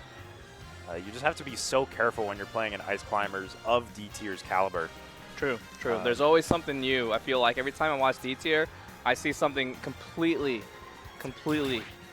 just disgusting. Yeah. just foul. Like some D-stinks, like covering multiple like options right at the ledge. Up air, you do rising up air, and then Nana does fair. I'm like, what? Yeah. Like that's not fair at all. No, what? it's not. And the creativity that D-tier brings to the table with ice climbers cannot be understated, right? Oh, true, like true. it's just some of this, like as you were saying, some of the setups that he goes for, they cover so many options, and they're just things you don't really think about. No. Like it's crazy some of the stuff you'll see. Hopefully we'll see some of that here. He's definitely going to have to pull out all the stops to beat this Shulk. Sandfall playing pretty hot right now. I did watch a set earlier. It was very comfortable. So yeah, I'm curious as to how much like also actual matchup experience Sandfall has playing against ice climbers, because if you don't have that matchup experience and you get caught in one blizzard, you might be dead. Oh, Yeah. no. Oh, hey, there Never you mind. go. There it is. That's the cheap option that Shulk gets. Just Yeah. shield art after Blizzard The ultimate combo breaker. or Squall Hammer. Yeah. I wonder like how much counterplay Dtier also has set up for it too, right? Like it works both ways. Yeah, and I'm liking what I'm seeing from Sandfall so far in terms of the patience, but he does have to get something going here because Dtier, even if he's avoiding some of the super high value stuff so far, he's just losing the percent war here. Yeah, and also trying to find a little bit extra damage on either Popo or Nana, right? Like, we don't know what they're looking for. Nice immediate switch to the shield art. Kind of understood what was happening back there onto Nana. There's the forward throw. Into a good situation for Sandfall, but the percents really don't mean you can find a kill here. Oh, man. So you saw that Sandfall's backers are not coming out fast enough here. Dtier is sneaking in underneath them, so Sandfall has to space it just that little bit more precisely. The up smash catches him. Yeah, and I see Sandfall trying to do his due diligence, right? Like, hey, let's get Nana out of the equation. There we go, we find it, and now Sandfall gets one icy off stage. You know he's gonna have a lot of fun with this. Yeah, this is like getting soap off stage is surely a stock for Shulk almost every time, right? Yeah. Like the fair is just. You would think. You would think. Dtier actually does a really good job, like finding Nana and like bringing Nana back. Yes. Especially when you hit him like in the same direction. Dtier will kind of wait a lot until he knows his like resync timer is back, right? You do have. I mean, you can try to take advantage of it. I've seen people do that, but it doesn't happen every time. No, it doesn't. Nice. Oh, here's the grab, gets the cheer cancel as well. So a lot of damage coming Sandfall's way here. And now what can Dtier do? Oh, that's a good air dodge, though. I like how Sandfall trying his very best to dodge that ledge. Again, I feel like Sandfall kind of has... Oh, that's a cheer cancel, though. He's being very patient, and I feel like that's where that part of the game plan is solid, but he's also just not getting enough value out of these neutral wins that he is getting. Oh, I don't think that's... I don't think this is what he's looking for here. he tried to run it back. Yeah, so this is also something that's very player specific to Dtier, is Dtier's parries are absolutely amazing, right? Like, you're playing against a character who really does fall prey to like getting parried pretty often, right? Right. And when you are a Shulk playing against these characters with very stubby normals, you do want to space yourself and like kind of put yourself in a position where you can do a safe aerial. Does not happen when you got those parries. Okay, tough situation, but Dtier still makes it out alive with one icy. That was good coverage there from Sandfall. I'm not sure if these are the counters that he's looking for here. Now, you really want the stock here if you're Sandfall. Oh, but he's not covering the high recovery right now, and Dtier is recognizing that. Again, yeah. I think Sandfall might want to just run off, jump back, and then forward air here on this next one. Oh my! But he mistimes it. Okay, right. Still gets the stock. Yeah. Finds the back air. He's been looking for that back air for quite some time now. Glad Sandfall's finally found it. I like the patience right here from Dtier. This is the exact kind of gameplay I want to see. Yeah. Especially with the percents like this, you don't have to give it all up. Oof. Oh man. Dtier just looks for you to escape to the platform with these up airs. The up air just so good. Oh, okay. Man. Shield also mad low on Sandfall's end. Yeah, it's just... Dtier is being so patient. He knows what Sandfall is looking for to try and get something started. He's trying to get him to the... Sandfall's trying his very hardest to get him to the ledge, separate these ice climbers. Dtier not having any of it. He's still alive. Wow. Yeah, we might see immediate switch to... Yep. Oh, there dodge. No, not like this. Unfortunate. Jeez. Unfortunate. Yeah, that was a valiant effort on Sandfall's end. Didn't want to give... Dtier anything right at the ledge, right? No. So I respect the switch to the shield dart. Just the surprise, I saw the air dodge. Like, yeah, wow. Yeah, I feel like Sandfall, again, I would imagine some of those counters were misinputs as well, so maybe not. Definitely not. Yeah. He's definitely matching that. You think so? I'm I don't know. positive. I don't know if the double counter. Maybe it's No, possible. I'm positive the double counter Okay. was. Because you, when you play when you play with the arts long enough, you know. Okay. Yeah. I think I don't see the thing is I feel like when you're playing as D-tier, like I don't think counters work as well as you think they would, because I don't think D-tier is the kind of person to overextend. Like every single time I see D-tier play, it's always like so safe, you know. You see that setup from D-tier hitting Sandfall on the dead. platform? Oh, Unfair. that's great. It's so crazy. Yeah. Oh, man. Yeah, and these nairs are just not a factor for Sandfall right now. D-tier, oh my god. Again, like the nair on shield is just not working out for him at all. The parries, the up smashes, D-tier has that option covered. Right, yeah. The matchup does get very interesting, even though Shulk is known to have like pretty good landing frame data. Two climbers and also someone who's just insane at parrying makes it very scary to do any aerials on. Yeah. Okay, now I wonder if Sandfall is going to try and make things happen a little bit more, get more aggressive in this game, maybe with the speed art as well, just using that mobility advantage. I feel like he didn't use that too much in game one, trying to separate the ice climbers here, but D-tier up. It's on purpose, man, I'm telling you. He's looking for an overextension. But I don't think that's going to come. Me neither. Not against D-tier. D-tier is so reserved. Look at this. Yeah, I mean, oh my lord. So ready for the parries. What do you do here if you're Sandfall? Like, with no art active, like, the character's neutral is just not good enough.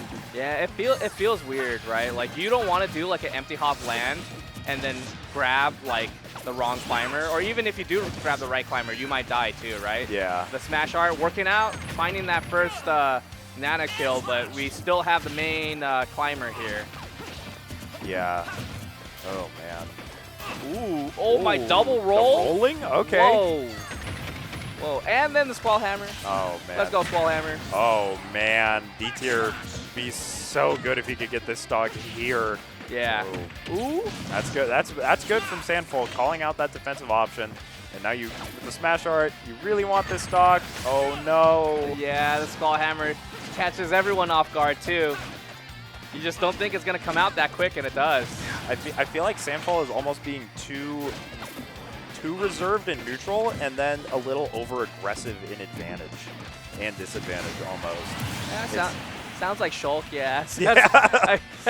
I mean, like, you really got to, like, press your advantage as Shulk, otherwise you're not going to get too much. You do. I mean, you do, but also Sandfall is just so good at playing conservatively. You have to be so careful. Stop countering after the down throw, please. I love it, dude. Hey, he's got to keep him on his toes. Oh my god. What if he did air slash instead? That would go hard. Imagine the world. Okay, interesting neutral play right now. Nice forward throw. Break the climbers a little bit, but you still have to find your way around the D-tier solid defense. Yes, and it's so good the way he desyncs the ice climbers to cover and protects the other one. Oh, just a million jab hits. Gatling. Oh, whoa, okay. Whoa. I'm loving this movement here from Sandfall, and that's the separated ice climbers. Back throw. I love the back throw too. No, oh, you no! crazy. Oh, Nana coming in clutch. Oh, he got the counter. It worked. It worked. When he was in advantage. That's hey, whatever kills Sopo, you know. If it worked, it worked. I just think it's funny that in disadvantage it never worked, but once you're in advantage, you're like, yeah, this does. Hey. Okay. Oh wow, living. No, he's not. Yeah. Samples on top of that edge guard. Yeah, and I like the slow play actually, and trying to figure out like how to play slow against D-tier, right? Because the parries are terrifying, right? They are. They're so scary. On top of like D-tier also like being able to desync and then put a lot of pressure on you with Nana and then come in right afterwards. Like, how do you break this wall? Well, the adjustment from Sandfall has been really nice because instead of, as I say, he uses an aerial on shield, but he hasn't been using the aerials on shield as much. He's been using them instead preemptively to try and cover like aggressive roll-ins and approaches, right? Yeah. There's the up air, so he is going to take it. So Dtier not out of this by any stretch of the imagination. Right. And I like the way that Sandfall is actually opting to go for back air instead. Oh, no. Oh, Did you see that? Through it? Oh, my God. Hey! No, another one. No. If he loses because he counters, I'm sure he wouldn't be upset. Oh, that was okay. That was actually scary. That was. We got an up air right there as Sandfall. It would have been so good. That's it. Yeah. Nice cheer cancel from Dtier is going to take it. Can't counter your way out of that one. Why didn't you swing at any of my counters? That's the conversation being had. It's like, how did you know? Every time you down throw, I was just gonna counter. See, you would think at some point it was gonna work, right? It's like surely he's not gonna counter again this time, right? Surely not for the 8th time. Yeah, but he did it every single time. I would have swung. I would have swung too. I would have absolutely. I would have got blasted. Yeah. Probably wouldn't have died, but still, it just did not phase Dtier at all. Like, you know what? That's hard. That's so hard to do. To have that like level of patience and reserve not to swing after your advantageous throw that you usually combo off of. Yeah. Yeah, you just have to be. I can't imagine having an autopilot on Ice Climbers that allows you to have all of the knowledge that you have in your head and all of the skill that you need to play that character. That's true. I didn't think about that. I don't think Ice Climbers is an autopilot champion, you know? It's not. Like, I mean, I'm sure there's, like, every character has, like, a little bit of, like, you're doing this in neutral to an extent. Like, but you have to... Dtier being able to have all of the Ice Climber stuff in his head and then have the foresight to know... Hey, Sandfall, you're going to counter here. In the heat of a game, you know what I'm saying? Yeah. Like, that's hard. Oh, wait, this is Era versus Dre. Yo. Oh, hang on. This is going to be a fun set. Double Steve? No, I'm good. No. At the last Match Attack, I watched Era versus Fish over the shoulder. That was a good set, actually. It was a good set, but it was a really good set, and I was watching it, and I was like, I have no idea what's going on. This is a different game. This is a different game. It's like creative mode. It is a different game. They're just putting up wall. I don't think they were like really getting wild with it though. But it was still. One of the games got pretty wild. There was blocks. There were blocks everywhere. Good. That's what I expect. Come on, come on, Dre. I'm sure Dre would probably be glad to play the Steve Ditto too. I'm not like I wouldn't be surprised. You know, maybe game 2 we'll see it. Dre not afraid to pull out some interesting characters. Yeah, Snake also. Yeah, as the Snake as well. Oh, wow. That's a call out and a half. Yeah, that's the Dre classic. You know, he goes for these big old call outs that can steal your stocks early as Mario. Yeah. You know, if he's not getting those ladders, you always have to be wary of those forward airs and of those up smashes. My goodness, just a bunch of forward airs for no reason, too. If you hit a forward air at 0%, what are you getting? I think you're minus, bragging rights. Yeah, that's actually true. Oh, okay. Not falling prey to the TNT right there, Era. Struggling to really kind of like regain neutral. Yeah. Oh, okay, that's a good air dodge from Dre. Era, okay, that's a good back air as well, though. Era starting to call out some of these aggressive options from Dre, and that's, yeah. Yeah. That's what you have to do versus Dre. He is a very aggressive player. He wants to scare you so badly. Oh, not quite going to do it. Good DI from Era. Yeah. Now, oh, gosh. These landing fairs just been working, too. I don't think anyone's really expecting this many landing fairs. No, Dre is a player who thrives off of fear. Oh, true. He loves, yeah, that's what he goes for, right? He's going for all of these options that take your stocks at percents that a lot of Marios are not looking for. Are not looking for them. And he just does it over and over and over and over and over again. And over and over and over and over again. Yeah, it does not matter. Mario can take your stock at any percent. Oh. I say that, but it's definitely not true. Yeah, like yeah. in the 70-80% range, it's kind of like difficult for them to find anything. Yeah, but like you'll also see at that percent, like that's when Dre will start looking for like F smash. You know, like he'll start calling out options. Ooh, extension. The other thing I love about Dre is how he uses up tilt on these platforms. He uses up tilt on these platforms to try and extend his advantage. Yeah. And that's, you know, it's not a move. Okay. That fair was a little bit much. I don't know about that one. I want to see more. Yeah, more forward aerial. Is that it? No, that's good DI. Okay, that's good DI. Yeah. Oh my gosh, who do you think you Oh are? no. Dude. That would have been sick. I don't even know if it would have killed though. Like, again, fear factor. You always have to be wary of that sort of thing, the over-aggression. yeah. Ooh, gold baby.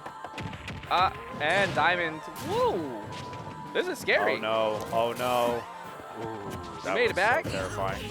Okay, yeah. Now this is the thing, right? When you're playing against Steve, you have to be so careful using these punishable options, especially when Era has this diamond in hand. And Dre's at kill percent now. Yeah. I think Dre is very aware of like, okay, forward smash could come at any moment. Hey, There's an up smash. Great. Had no fear too after like the minecart hitting the shield. Afterwards, just dash back and just try to go for an up smash. That is bold. Yeah, but that's Dre. Bold player. Yeah. You know. So Era gonna have to adjust a little bit here. Maybe play a little bit more patiently. If possible, you know, really start grinding out the degenerate Steve neutral. You know, really get yourself into a position where you can take advantage of those, frankly, quite stupid tools that Steve has. Ooh, that's a good up air. Or up B, excuse me. Yeah, super jump punch out of shield. Gets a little bit of damage. Here's whoa, whoa. That's I did not expect that. Dre actually does not want to lose. No, he does not. These super jump punch, I don't care. Oh, I'm liking this pressure from Era though. Mixing up the up tilts, knowing that Dre is trying to up B out of it. Oh, uh-oh. You gotta be scared here, Era. Oh, good DI though. Yeah, we're chilling. I think didn't want to be pushed off. Okay. That's it though, yeah. Yeah, I was gonna say didn't want to be pushed off stage and risk getting fared, so I kind of respect that like DI. Dre just ready for it. Yeah. And Era is playing very aggressively right now, and I'd like to see. Oh, whoa! What? I don't know what happened there. Yo. Anvil is. I don't know who coded that move. Wow, you could have done better. Yeah, maybe a little. No. There's a lot of there's a lot of micro interactions in this game. I don't think anyone could have done a better job. I don't think anybody. Yeah, I mean on Steve especially, he's not dead. Okay. That was scary. That was definitely terrifying DI. Yeah, I mean Anvil is a crazy move. You never quite know what's gonna happen there. Forward throw puts Dre into a bad spot. Yeah, there's the walls right here. Normal get up, I like it. The immediate roll in down smash though. Dre not leaving anything to chance. Oh, the cape, very creative. That does beat out minecart as well. It's a good tool for Mario in this matchup. What Whoa, in the world elevator was that? To the sky. He just went into the block. Into the block, yeah. And then flew straight in into the sky. Ooh. All right. It's a good 50% string there Wait. onto Dre, and now it's coming back. Oh, whoa, that was way too close to killing. I like that Dre Era just does not care, right? I'm just gonna do these down airs on top of your shield anyway, even though you've been like kind of sneaking away from them every single time. Finds the kill though. Dre in a very good spot to win the set right now. Anvil is just such a. It's so hard to punish sometimes. You know, you have to be so scared of it. Oh, the footstool too. That's a good up air. Oh, listen.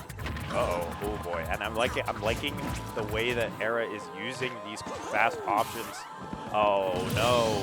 Those are fast options too. Those are very fast options. You're disgusting. You're just foul. Oh no. Oh my gosh. Oh, great DI from Era. He just did it anyway. Yeah. When I say he's foul, dude, he's like not even just a bird, dude. He's just he's got some stanky. It's just. Why is Dre like this? It's just. Hey, if it works, it works. Letting it rip too every single time. Okay, this is.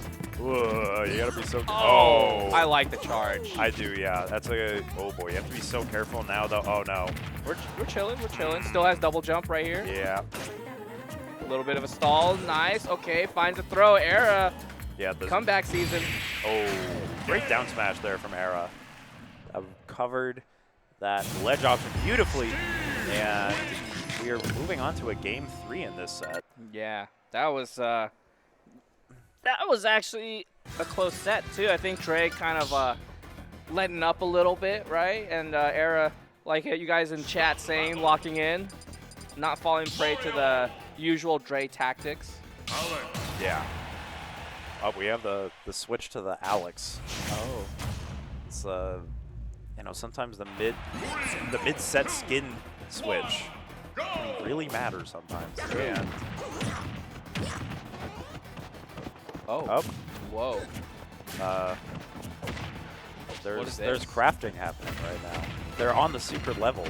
You guys don't know anything about this, huh? Oh. Oh. What is this? They they call me Jack Block. That's the best. That's the best. Yeah. Okay. Sorry, some technical difficulty, guys. Okay. I can see. I am Steve. You guys got it. Yeah. That dude. Did you watch the movie? Is it out? It's not out yet. Is it not?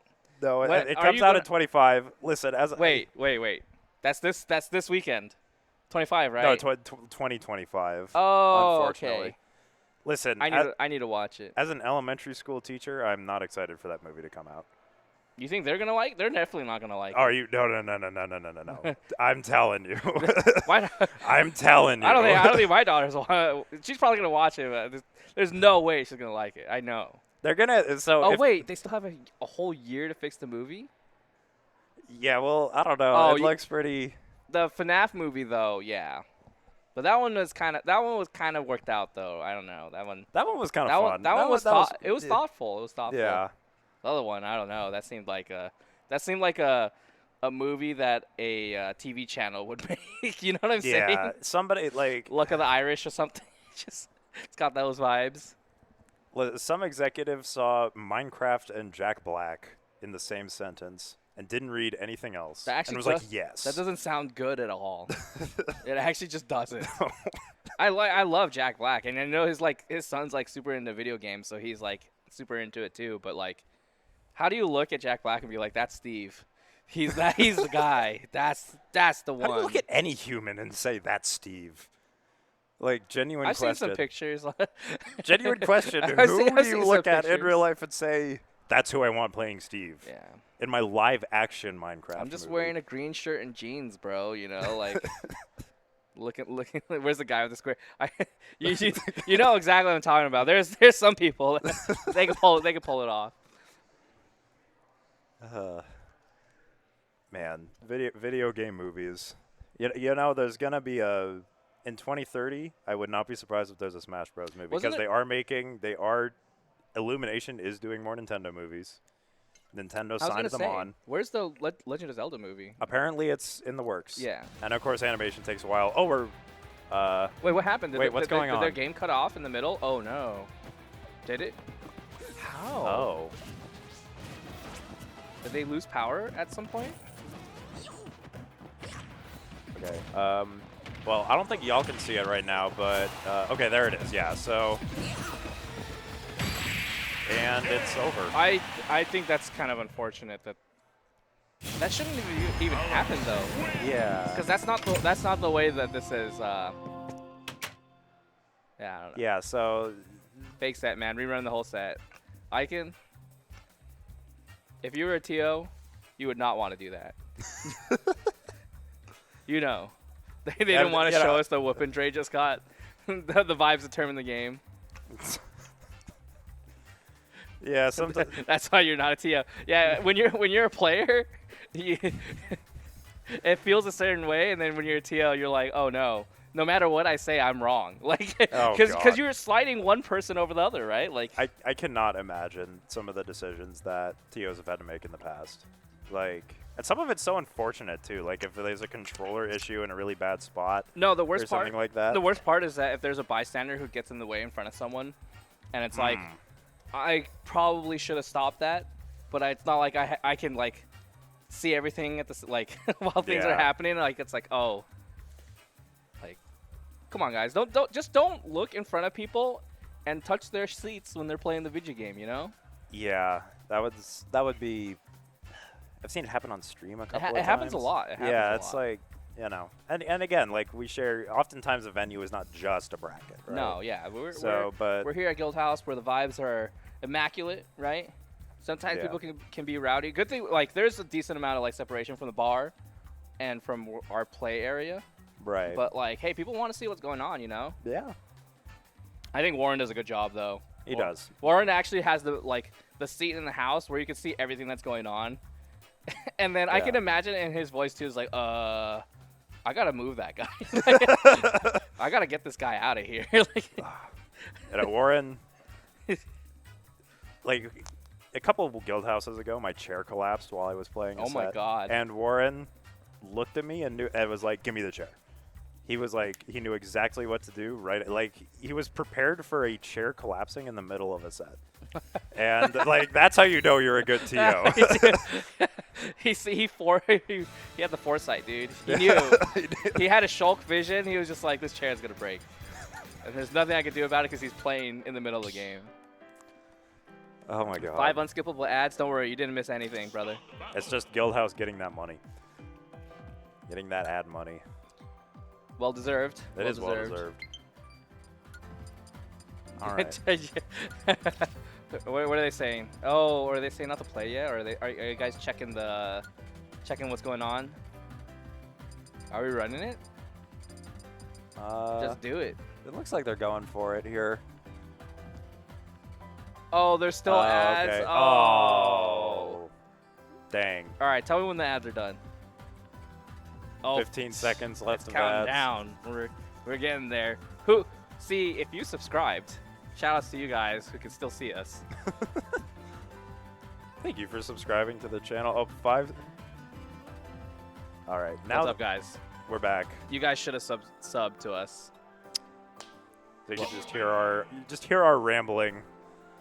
You know how polite Luis and Widara are? They waited for you guys to get back in order to start playing. They waited for you guys. Make sure you guys DM them right now. Say thank you for waiting. They're totally going to see it right now during this very hot set, actually. Oh, they will. You know, this was Grand's a couple guild houses ago, so Yeah, that is true. Now in winter semis, I can't believe it's just in winter semis and not finals. yeah. And, you know, Luis at this point not messing around with the Rob or anything like that versus Widara. He goes straight for the Palutena, which is a big sign of respect from Luis. If he pulls this out immediately versus you, he knows he takes you seriously as an opponent. Yeah, and there's a tournament this weekend, Daddy's Den, that we're going to be at, so probably getting that practice in. I know, like, it feels like almost like every other weekend Luis is out, like, at a big tournament, but definitely needs to stay on top of things. Nice tromp into the back air. Widara not ready for it. Even double jump straight into the back air.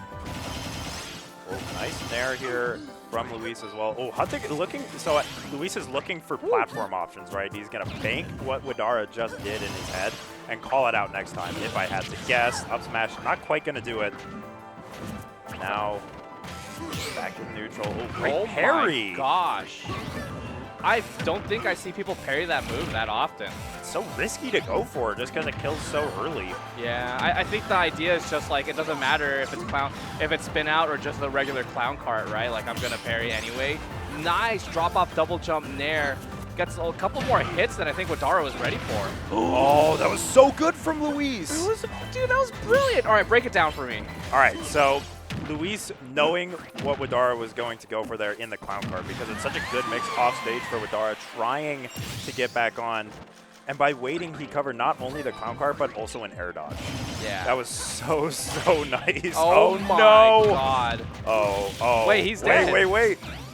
Oh my god. Wait, that drag down air was also just brilliant. The off-stage game right now for both of these players is out of control. Okay, Luis deserved to die though. He like tried to double dip with the down air. He saw the first one. He was like, all right, watch this. You know, sometimes you see red. He actually, I think Luis saw gold, right? He said he saw content. Oh my god, the movement from Luis so good, using these back airs to pin him in, and then nice nair to call it out. Now Widara has to be so careful landing. Nice. Yeah. Beautiful down air to make it back onto the stage too. Underrated option, I feel like. That move is brilliant. Oh. Gosh, the spacing. Yeah, just the spacing from Luis, so good there. You know, it's so hard against the Palutena who's patient.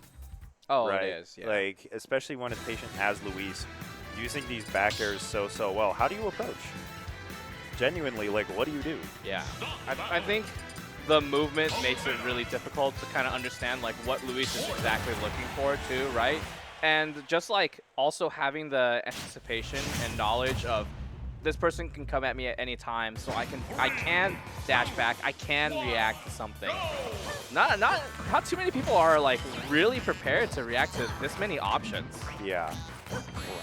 Going to Smashville here, game 2. I'm curious, we haven't seen too much Smashville yet on stream today. Curious what you think Widara is looking to get off of this stage here. Yeah, I'm not too certain actually myself. Because when you do have Smashville, there are some like teleports you can do as Palutena that can be kind of disgusting. Yeah, and it's just, I feel like the smaller stage actually benefits Luis. Not gonna lie, because the movement from Junior, but the movement from Junior can be so valuable on a larger stage, right? It's so tricky to figure out his neutral and approach off and on a stage this small. Okay. Yes. Yeah, forcing Luis to be pretty much close at all times too. Not having the extra distance to dash away from Clown Cart. Dude, how did he find that back air? What the heck was that? I don't know. Oh, whoa. This platform extension is great, though, from Widara. And tech on the platform. Hey, there you go. Getting some value. Yeah, there you go. Okay, so. Oh, okay. Luis trying to space those forward airs. Widara not having any of it. And now, but the extension from Luis. What can he do now that he has Widara on the ledge here? Looking for a down tilt. Ooh, I'm liking the double jump there. Just the empty hop. Oh, the movement from Widara. Much better here in game 2. Back throw? Yeah, from coast to coast too, right? Went from one side of the stage to another. Whoa, Finds the down air though, the stomp. Widara, man, even with a tighter stage, it feels like it's so difficult to like find that opening on Luis. And the scary thing about Luis is he's so good at timing those down airs. Dude, on the ledge. Oh, Lord. Dude, just Palutena's like stats are just so good, so you can like run away in situations like that. Yeah. Roll? No, just full on patience. Whoa. Okay, he's hunting for an aggressive option there. Yeah. Oh, okay. I saw the vision. Down throw. I like gonna it. Put him off stage. That was so good. Oh man, the forward throw isn't quite gonna do it. That's a really good edge guard from Widara, but he's gonna want to get the kill here if he can. Oh, the teleport movement from Luis is so nice. That was such a bad situation, but he escapes with his life for the time being, and a great dash attack. Oh god, okay. What do you do? Okay. Imagine if he got that grab. It wouldn't have killed, but it's just some mental damage for sure. Whenever you let someone like empty hop like that, dude, the normal get up. No. It's so rare to see Widara normal get up like that too. Yeah. Always has something sneaky up his sleeve, like right at the ledge, just getting hit by a up smash from normal get up is not the way that I thought it would end up. Yeah, that is unfortunate, but really good stuff to Luis. He is moving on to winners finals, a place that he's very familiar with here at Guildhouse. Oh yeah. Oh, it's been there plenty of times. Yeah. All right, I think I'm gonna hop off and get a couple friendlies in. All right, do great, your thing. Play some video games. Yes, here to play the game that I paid to be in bracket for. But it was great casting with you, as always. We'll see Yes. if someone else wants to come up here. It's only 9:30 right now. No, yeah, so- the bracket's moving right along then. We're schmoving. All We're right. schmoving. But yes, thank you for listening to me, chat. Always a pleasure to cast with you, Snorlax. And I'll catch you all later. All right.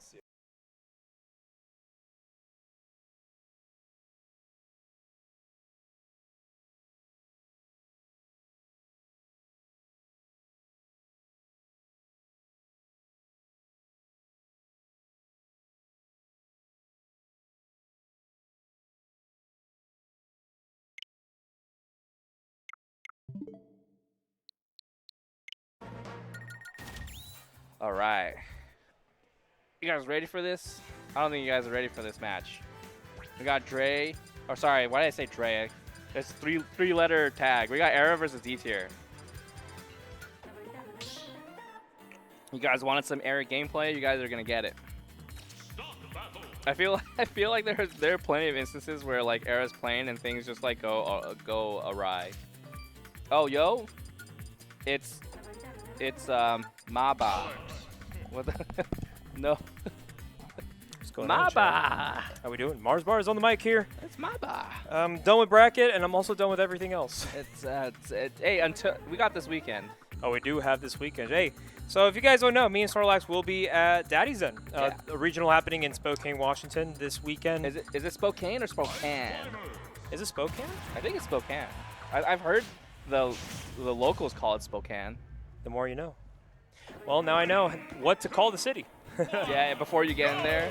Yeah, I don't want to be that one guy that's just like, dude, you're saying it wrong. Well, you know, we got Dtier and Era. This is a set of two characters we don't get to see often. I know they've had a few sets maybe in history, but it's been a while since these two have actually, like, you know, went toe-to-toe. Yeah, that is true, and I feel like definitely always like exciting and like fun set to see too, because I mean, on one hand you have a character that has endless possibilities, and on the other hand, another character with endless possibilities. So yeah, you know, Riley Gibson makes the stage, but Dtier makes the combos. So sometimes you put them two and two together, you're gonna get yourself kind of a wild ride. Oh, But my unfortunately, yeah, okay, being able to recover in time, that's a stock. God. Not like this too. You thought you had something too, right? Like, oh, I'm gonna just kill Nana right here. I'm gonna make it back, and now kind of not at risk at dying at any point. Finds the explosive TNT, but not exactly the right targets. Yeah. No, but good stuff right there to Dtier. I mean, Dtier is also just like an executioner when it comes to playing Ice Climbers. This is a character that a lot of people think that, like, okay, you know, in the Randubs rotation, you could be like, I can press the B button and be able to get away with neutral wins. But when Dtier is able to at least get like an Ice Wall, a Blizz Wall going, and, you know, he will make every stock count. Ooh. And literally, like, right now, he's kind of on point with Yeah. the way he's playing around Riley Gibson. Yeah. It feels. This is what's crazy too, is that like, oh, she's dead. She's gone. Nana didn't even try to help. Yeah. Just off stage for too long. Okay, I was gonna say it really does feel like most of the times when playing against like Steve and when playing against Era, you feel like you have to like make the right choices. Yeah. I feel like it's kind of like on the flip side, because it feels like Era has to make like the right decisions playing against Dtier. Yeah. I mean, that's kind of like the matchup, right? Like, we've actually seen this matchup a couple times, like at the high level. Yeah. We've seen like some Big D and On in sets, you know, shout out to them. Mm-hmm. You know, the matchup seems super, like, interesting. I wouldn't even say it's, like, volatile. I would just say, like, pick your poison. Pick Yeah. your interactions correctly, because one character can do it all, and the other one can do it with a friend. Yeah.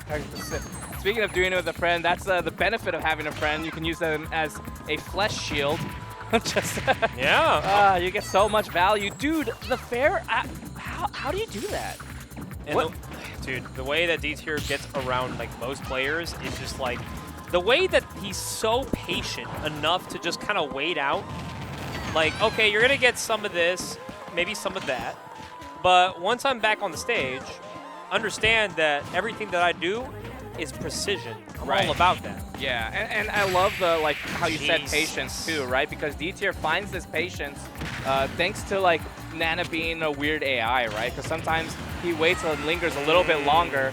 There's the stock though with the stray minecart. You better count your blessings, because there's two climbers now. Yeah, right now, you know, pretty doable right now for Era. Gotta be able to make it back to stage here, maybe get something going right now. 11% is something, but it's not gonna be everything because Ices can do it all if you're not careful about the buffer system. I love it. Understanding the parry and then immediately going the shield afterwards. Era on top of things right now. 129 though with barely any resources. Oh, the iron stacked up. And he went for the minecart, but Dtier prepared on the parry, and the up smash is gonna connect for game 1. That's one thing that like I feel like a lot of people are not prepared for when playing against Dtier is the parries are just kind of insane. That's like, I mean, actually. a lot of people will tell you too, like when you're playing on the defensive end, like shielding is cool and all, but like against Steve, that minecart is a command grab. You need to be very mindful of your positioning. True. And especially when they're swinging at you, being able to like at least parry the important hit. Not everything, because everybody wants to be Daigo and wants to parry everything. It's not that efficient, because if you don't get a punish off it, what was it for? Literally parry what you know you can punish. That's all about knowledge of the game, and Carlos definitely showing that kind of knowledge, being able to parry the important hit and getting that up smash from Nana to finish the game. Now we got ourselves a game 2. Hey, Lifetime, this is a Riley advantage matchup, but Carlos might know a thing or two about getting around Steve. Yep. Now, we're going to see if it's going to end up being that way. Still, Era, like I said earlier, too, it feels like Era kind of has to like try to figure out how to play around Dtier sometimes, right? Yes. I do want to see that flip around on the other side and see like Dtier trying to like find their way in, because Era does have those moments of just sheer brilliance. No, yeah, absolutely. I mean, we've even seen that a little bit, too, against Gray in Winner's Quarters. He's able to kind of take game 1 as kind of like a testament, like, okay, you can do this and that. Let me make sure I don't do that for you next time and make this a little more difficult for you. What we call that in the world of fighting games is adaptation. True. What Arrow is trying to do right now. But Dtier holding it down here, only 39 to their name.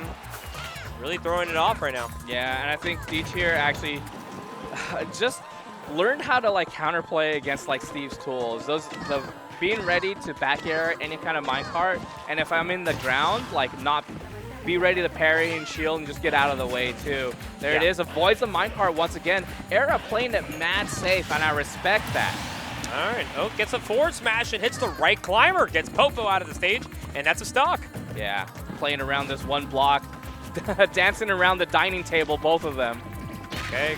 Oh, gets the up smash, and even Riley's upset because you already know. You can see one of them trying to go for a move, but the second one is going to do it a second later. Yeah, and I know Era was getting ready to do up smash of their own, so just to see theirs come out a little bit quicker, not a happy situation to be in. Okay, but really good damage here. Oh, but Nana's saving Dtier's life, being able to at least stop the bleeding a little bit here, but now Riley's got himself a little bit of a good positioning here. Yeah, actually that Dtier, Nana is the main climber too, so they both grabbed. Oh, wow. Oh, goodbye. No way. No, good mash out. He's not going to allow himself to get that early. The three-peat on the pairs, though. Imagine. The love is strong between two when it comes to the strength of them, but right now, Riley Gibson got to get their mats back. Whoa! Okay, the walk from Dtier was so good. That was cute. Oh, no! Dude, blocks, okay. blocks off the Popo. Okay. And Nana's just going to have to allow it to happen. Like, oh, okay, I guess GG go next. I was very unsure of what would happen in those situations, too. That was actually a good play on Era's end, but still, like, there's a lot of uncertainty when it comes to the Blaze. Okay, up airing the minecart. Good timing right there. Dtier looking to get in to get the stock, but Era being able to get some good damage here. Any hit is a good hit until you get blizzwalled. Hey, how about you see yourself at the top of the stage? Nice. One more time. Okay, avoids the forward smash afterwards. Dtier not confident in finding the timing mix-up right with the ice. Oh, no. It's so scary whenever... Dude, Dtier is a huge wall. Like, how do you get past it to the center stage? Okay, gets a grab on one. Forward smashes the other. Might be able to do a double duo right here. Riley Gibson being able to get some good damage here. I like the way that Dtier found the way to get Nana back in his arms. And now, still have both climbers. We can find a 0 to death here. Oh, wait. Hey, as soon as you say it right here, starting off the stock, 69%. Magic number right here. Dtier being able to play the neutral superb right now. Riley's got to play a little bit of defense now, realizing that this game is as close as it can. Yeah, I don't know if we want to see another forward smash. No, Era very conservative on that end too. Back to the center of the stage, still putting some aggression onto Dtier, not able to find the down air. Yeah, probably looking for maybe a little bit more than right there. Nana's off stage. Okay. And that's going to do it! Game 3! Dtier, unfortunately, getting hit by the TNT. And hey, like I said, man, Riley is here to adapt. Yeah, in those situations, too, it feels like those forward smashes past the blocks in the very first, few seconds of the game were so important to how the rest of that game played out, too, Absolutely, right? yeah. Because you had Dtier not ready to swing, kind of really waiting for Riley or Era to make a counter swing and say hey, this is my block. I get to make the things happen. It felt like Era said, nah, I'll keep doing my thing. I did like the TNT option too from Era because it allowed himself to be like, all right, let me test how aggressive Dtier wants to get off the ledge here, and being able to at least read one of the climbers actually extends the hurt box a little bit too, and being able to close that game out. But game 3, same stage, but it might be a different song played right now because now Era playing with a little bit of momentum on his side. Yeah. Okay, onto the TNT, narrowly avoided. Nana, get out of there! It's about to explode! That is the Spartan Tacos! It's gonna blow up! Dude, be ready for it. Be ready for it, man. That sauce is gonna kill you. Yeah, okay, another Squall Hammer finds the pick on the minecart. Not enough to kill, though, but enough to do some severe mental damage. And beautiful right here from Dtier to be able to reset the neutral now. Now we're back. Even Steven having to play against a wall. Riley getting the materials, getting what he needs for the campfire. But we're going to send you a little bit off the stage. I like the up smash out of shield in order to get Nana to do the blizzard. That is nasty. Okay, dude. You can't go anywhere. This is my zone. Era causing problems. Okay, big damage right here from Diamonds here. 26%. And building back to stage. Has the 4 ice climbers that have to respect it. Yeah. Putting a lot of pressure on Era to get back onto the stage. Not able to find the back air, but finds the second rising. And with the block that you set up, Era, you kind of put yourself in a trap. Being able to at least get Diamond Pickaxe back into the game right here. Riley is back to where he needs to be right now, getting some massive damage. But of course, you got to be mindful that Dtier is very good at finding an opening that will get a kill. Ooh, also finding a couple ice blocks too. A little bit of chip damage. Definitely needed in situations like this where Era is trying to put a wall and play his own game. All right, being able to escape the grab right there. Sometimes getting grabbed by Icy is a very scary thing to do because you never know if the mash out is going to be enough. That's going to kill Nana, and now the Sopo going to have to hold it down here for stock 2. Right, now trying to find the way back on the stage. A little bit of a delay right here. We can Squall Hammer right there. Should do it, yeah. You know what? That was a good idea. Had to up immediately. Yeah, if it made it onto the block, would have been brilliant. It is what it is, but at least you're here with 2 climbers now, putting the pressure onto Era at the ledge. All right. Oh, great tech there from Riley. It's a really scary situation to be in right now, especially against Ices when they got both the homies right here. This is still even. I think if Dtier gets one good opening, it's actually going to be a last stock situation. True. But Riley's going to do everything that he can right now to at least separate the Ices, because if he don't, Dtier is looking for blood. He's sharking in the water right now.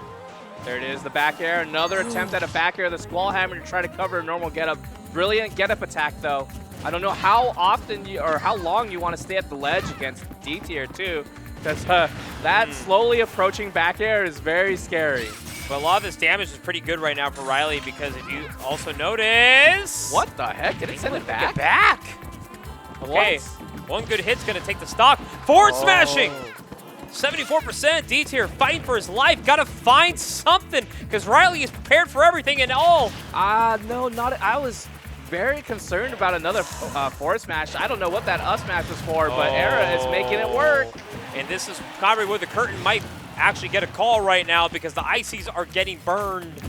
Quite literally, the summit is no place for safe haven as Riley is being able to put away the Nana perhaps. I like the pressure and finds the Nana. Great belay to make Nana come back. Late up air actually gets something started now. Yeah, exact same situation as game number 2.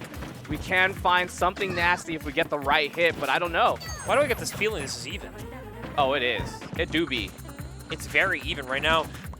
Riley very capable of understanding what Carlos needs to make it happen.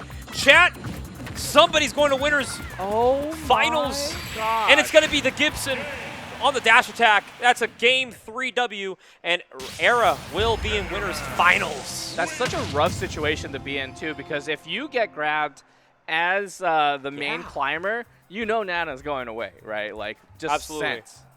No, that was great. And, you know, good stuff to Era, being able to close out that set, being able to now get another run back with Luis. Oh. Last time these two played, it was at Berkeley this past Saturday. It was a 3-1.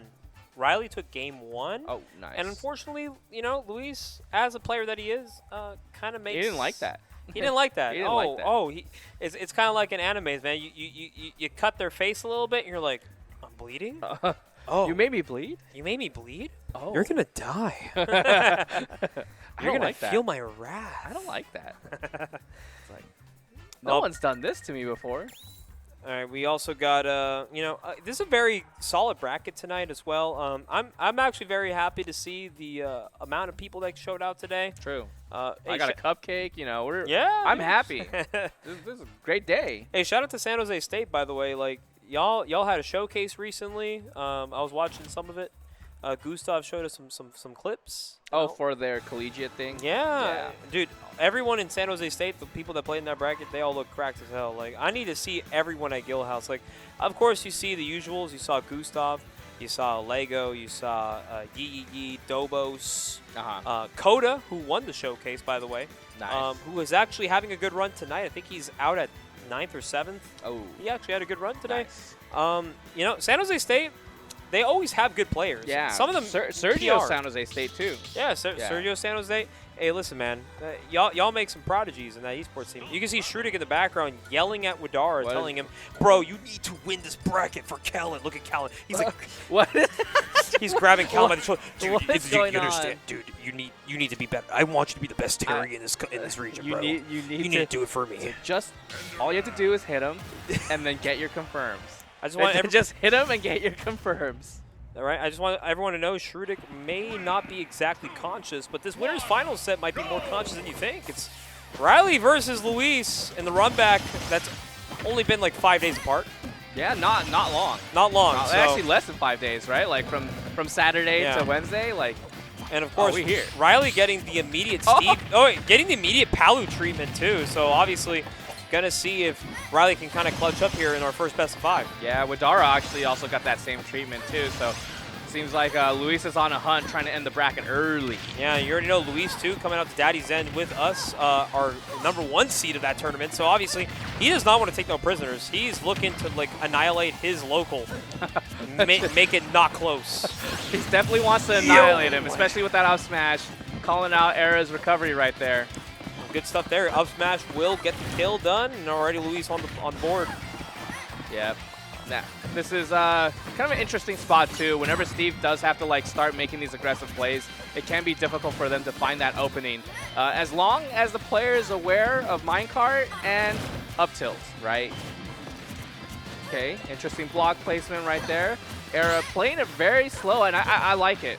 I like having to force Luis to like make these interactions because then you find these openings, right? The down smash, not the right position, but the immediate dash attack gets punished by the up smash. All right, good stuff on Riley to be able to get that stock too. Like, hey, like Riley can fight back. He knows he's fought Luis like at least way too many times to count on 2 hands. Yeah, he has an amazing tweet where it's just like every time I play in a bracket, I have to run into him. Yeah, imagine making winners finals. You got to play the same guy again. Like, oh, dude, like how can I avoid him?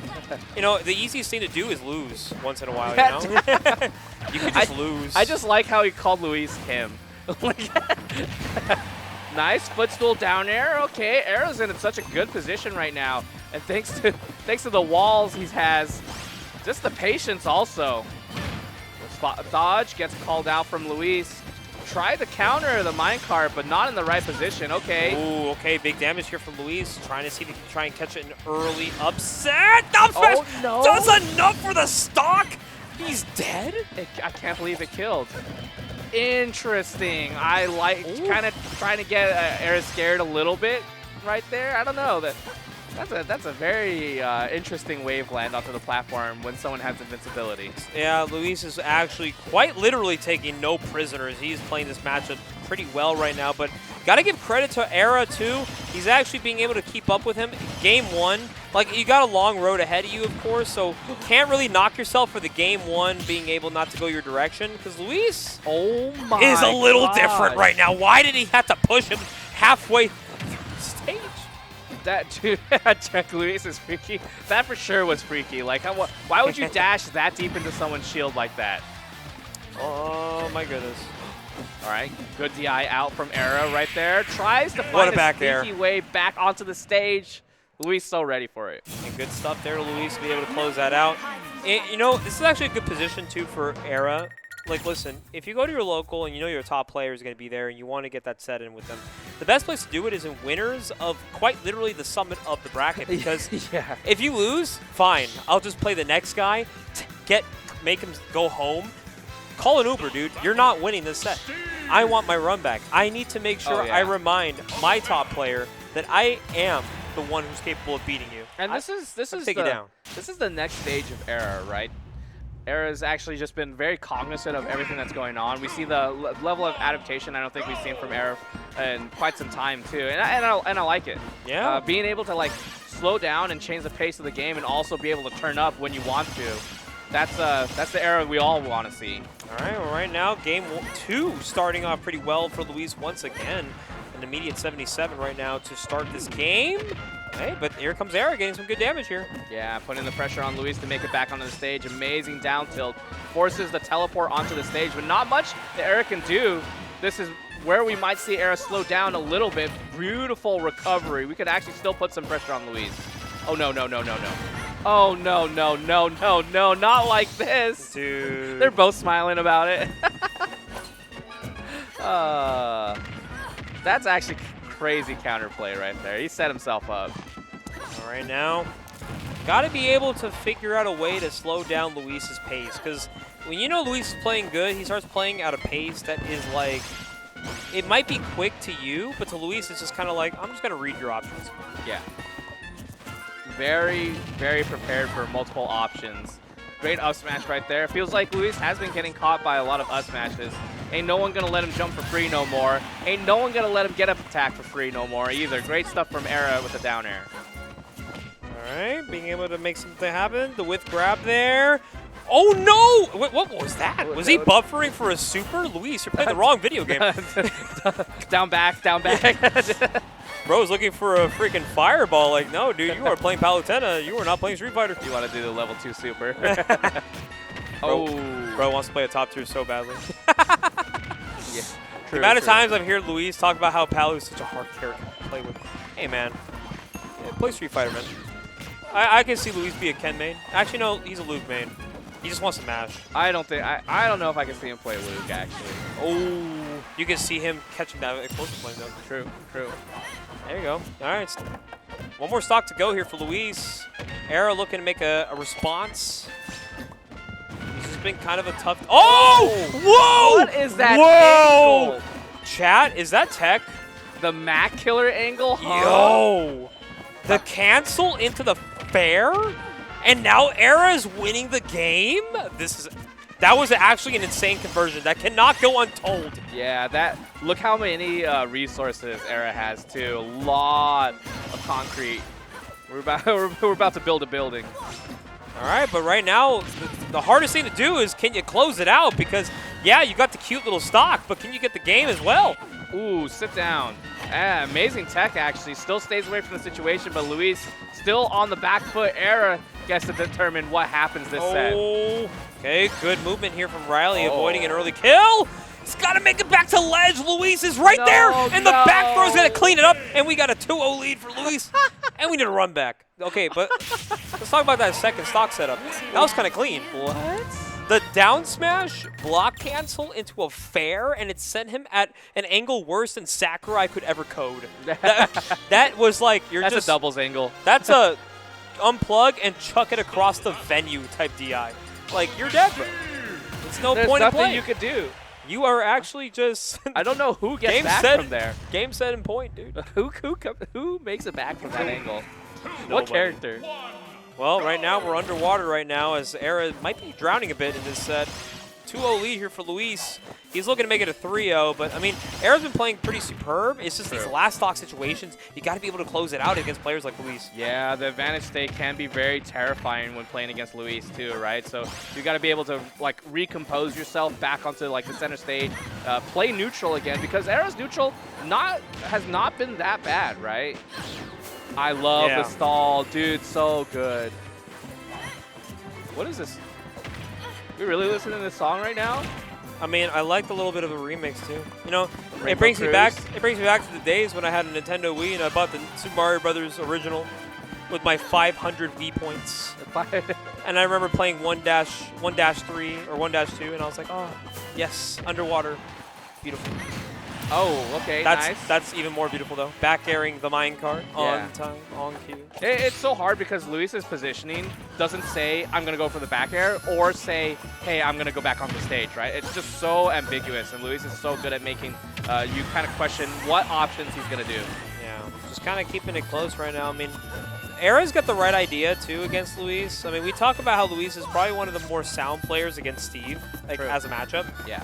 I mean, sure, he has his flubs, but, like, I mean, it's a character that you have to make minimal mistakes to make it look very doable. And, I mean, right now, Luis is kind of catching Era in all decision-making possible right now and just making this look very doable. Like, No. who microspaces that? That had to be intentional. Way. But All you're dead, though. Goodbye. Goodbye. We take those. We take those. All right. There's a jab at the ledge right here. I feel like Luis playing at the ledge has been so hard for Era to kind of like climb the way out of. We're getting the jabs across the stage. Okay, good weight. I like the weight from Era. Whoa! No! Is he dead? Nice. He's chilling. He's chilling. Oh, he might be dead. Oh! Oh, that down air came out, dude. I was so afraid that he was going to get blocked off by his own blocks. Man, Era is an expert. No He knows. material, though. You gotta get your math back right now. You are playing at a deficit. True, true. Oh! The downer catches Luis! You know what? Optimal. Optimal. We've seen how much he mined right before, right? You know how many girls at a party have done Kirby down air on me? Or down special? They know I want to kill them off the top. She said, "Oh, what does this button do?" my favorite my favorite interaction of all time, like casual Smash related. Someone asked me, "Kirby's not cheap, is he?" Like just because of Stone. Hey man, I tell her every time, man. Hey, play Kirby. She's funny. He's funny, dude. All right, but off stage, Era's got to clean it up. Make it back. And he may be able to bring this back. Center stage. Yeah, Luis sticking on the platform right here. Era does not want to commit to anything too heavy right now. Are you dead? No, not gonna get the bear. Wait. Maybe this time. Oh, the Trump not gonna find a kill. 167. Damn. Maybe Paolo does suck, but this backdoor might be able to do it. Oh, No. still alive. Luis does want to do something devious. Yeah, well, that Nair is going to do it, and a 3-0 for Luis. He advances to grand finals tonight, and there is the Luis fan club, which is just the two people in the back there just celebrating. We got the table. We got the table, man. I think that's it for winners, and I think I might just hop off for a little bit. Okay. Go use the bathroom. Yeah, go use the bathroom. I'll hold it down for a bit. I think we do have a little bit of time to stall because I don't think losers semis is quite ready to go. Uh-huh. Oh, we're stalling. Hey, but you know what we can stall? Hey, we got something going on in 2 weeks, right? That's true. Something that might be a beginning of something. Maybe a Genesis, perhaps? But let's make it black. Genesis Black, of course. Yeah, coming up, if you guys, I know there's a couple people looking for housing right now. I'm trying to figure out if I can house anyone. I think the answer is most likely no. Hey, man, because we have something to do Friday, so if people come in Friday, I can't help them. Yeah, I don't know if production has a slide ready to go, but They do not. all I'm saying is registration ends in a week. or so, maybe a little bit more than a week. Mhm. October 5th is the last day where you can sign up. So please, if you guys are in the NorCal area, there it is. for Genesis Black happening October 12th and 13th, registration ends on the 5th of October. So if you do plan on coming out to probably one of NorCal's prominent regional brackets, you already know we got Ultimate, Melee, even some Street Fighter 6, Tekken 8, Guilty Gear Strive, and Grand Blue versus. You already know. If you want to be part of the action, sign up here at star.gg/gblack. We're going to be having everything hosted that weekend on October 12th and 13th.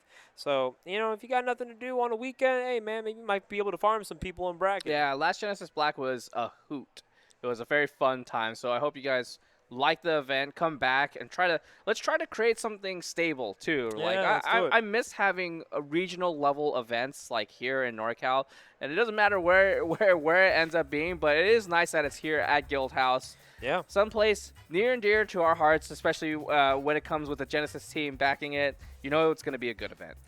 Well, yeah, nonetheless, we are waiting on some sets here in losers. We got Widara versus Puresalt in losers quarters. Of course, Puresalt just took out Sandfall and Dre, looking to take out Widara. You know what's funny? Puresalt has always had a good time fighting Widara, so, it wouldn't be surprising if we see a Donkey Kong in loser semis. And on the other side of loser semis, we got Dtier versus Salt Lord. Oh. And Salt Lord actually an impressive run today.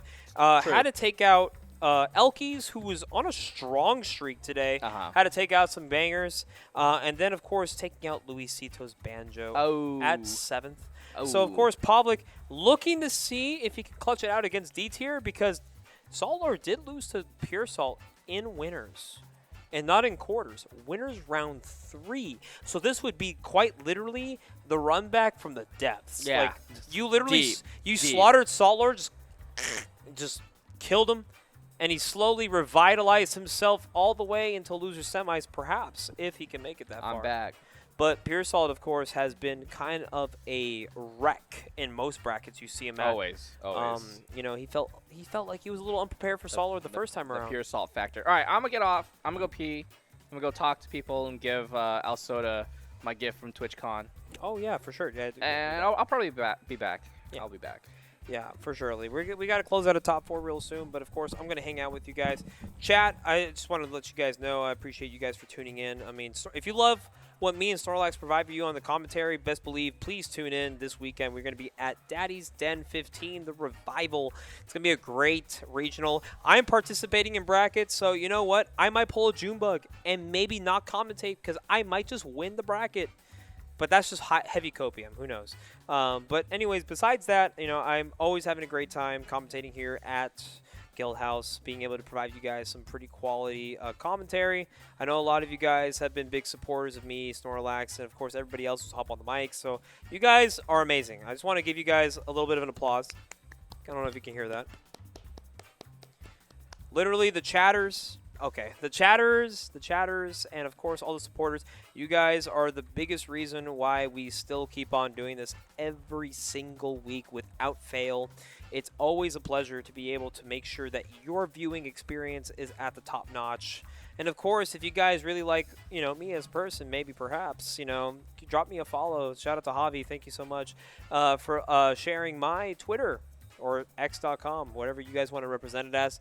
MarsBars_CA, I post a lot of stuff about my Smash journey, but also on top of being able to just kind of like talk to peeps. I really like being able to be a part of my community. I want to be able to make sure that I know who you are outside of just being a player and outside of being just a phenomenal contestant. It's always about the love of the game, but at the same time, I really love seeing my region strive, and that's kind of what I'm hoping for to see this weekend at Daddy's Den, because I know we got a handful of NorCal. I mean, just to name off a couple names, we got, Shrudik, we got Dtier, we got Al Soda, we got Salt Lord, we got X-Red, guys, don't forget about X-Red too. X-Red is still a baller. We got X-Red, you got myself playing in brackets, Snorlax is coming out, we got Jet the Jenga God who's also taking the mic. Like, we have so many phenomenal talents showing up in the PNW, and it would be such a great thing if I were to hop on the mic Saturday morning and I see all you beautiful faces there supporting, chatting, just enjoying yourself. And that's all I got to say from the bottom of my heart, because you guys are honestly the quite literally the biggest reason, if not the only reason, why coming to Guildhouse every single week from my 9 to 5 all the way from San Francisco is always worth it every single time. I'm just saying that right now, guys. Like, can we get some W's in chat for NorCal? NorCal as a community, the viewers as a community, you guys make Guildhouse what Guildhouse is supposed to be all about. So you guys should give yourself a little bit of a round of applause. You guys are beautiful people. All right, that's all I'm going to say. W's in chat, W's in chat. I believe we have a set, actually. After all my spiel, a little bit of some ranting. So a little bit of some updates from Losers Quarters. Widara took it over Puresalt 2-0. He will be in Losers Semis. And on the other side of Losers Quarters, Dtier was able to close it out 2-0 against Salt Lords. Of course, Puresalt and Salt Lord will be taking a 5th place finish tonight. But of course, who would have thought? Losers Semis, you do everything you can to make sure the carpool doesn't have to fight each other. And sometimes when the 2 bracket paths, the 2 legs, unite in this top 4 format, it's kind of impossible to separate, y'all. Like, if you're just really good at this game, sometimes you're just going to have to force the show to fight the carpool anyways. But anyways, yeah, this is another Widara D-tier set happening quite literally hundreds of miles away from their home in the Sacramento area. Shout out to Sacramento, of course. You guys always put on some phenomenal brackets. I love tuning in to watching Fire and Ice. So it's going to be a good one, man. If you like watching Bao Jiao and Ice Climbers, like, this is quite literally the bracket to tune in. You're going to get pretty much one of the best in their respective characters as I witness a murder of maybe some lenses. I'm going to hold it down for you guys. Loser semis. This is all best of 5 moving on. It's Ice Climbers versus Morton, which is Bowser Jr. as our top 4 starts off. Looking pretty clean on Hollow Bastion here. Now, I've talked about these two playing in bracket before. These two Lifetime have fought quite literally way too many sets. It's over 40. I don't really care too much to be a nerd and like look up the exact amount. Just know these two have played at least 40 sets against each other, and it's quite literally the biggest coin flip of it all. And of course, thank God I have a co-commentator. We got Skylock.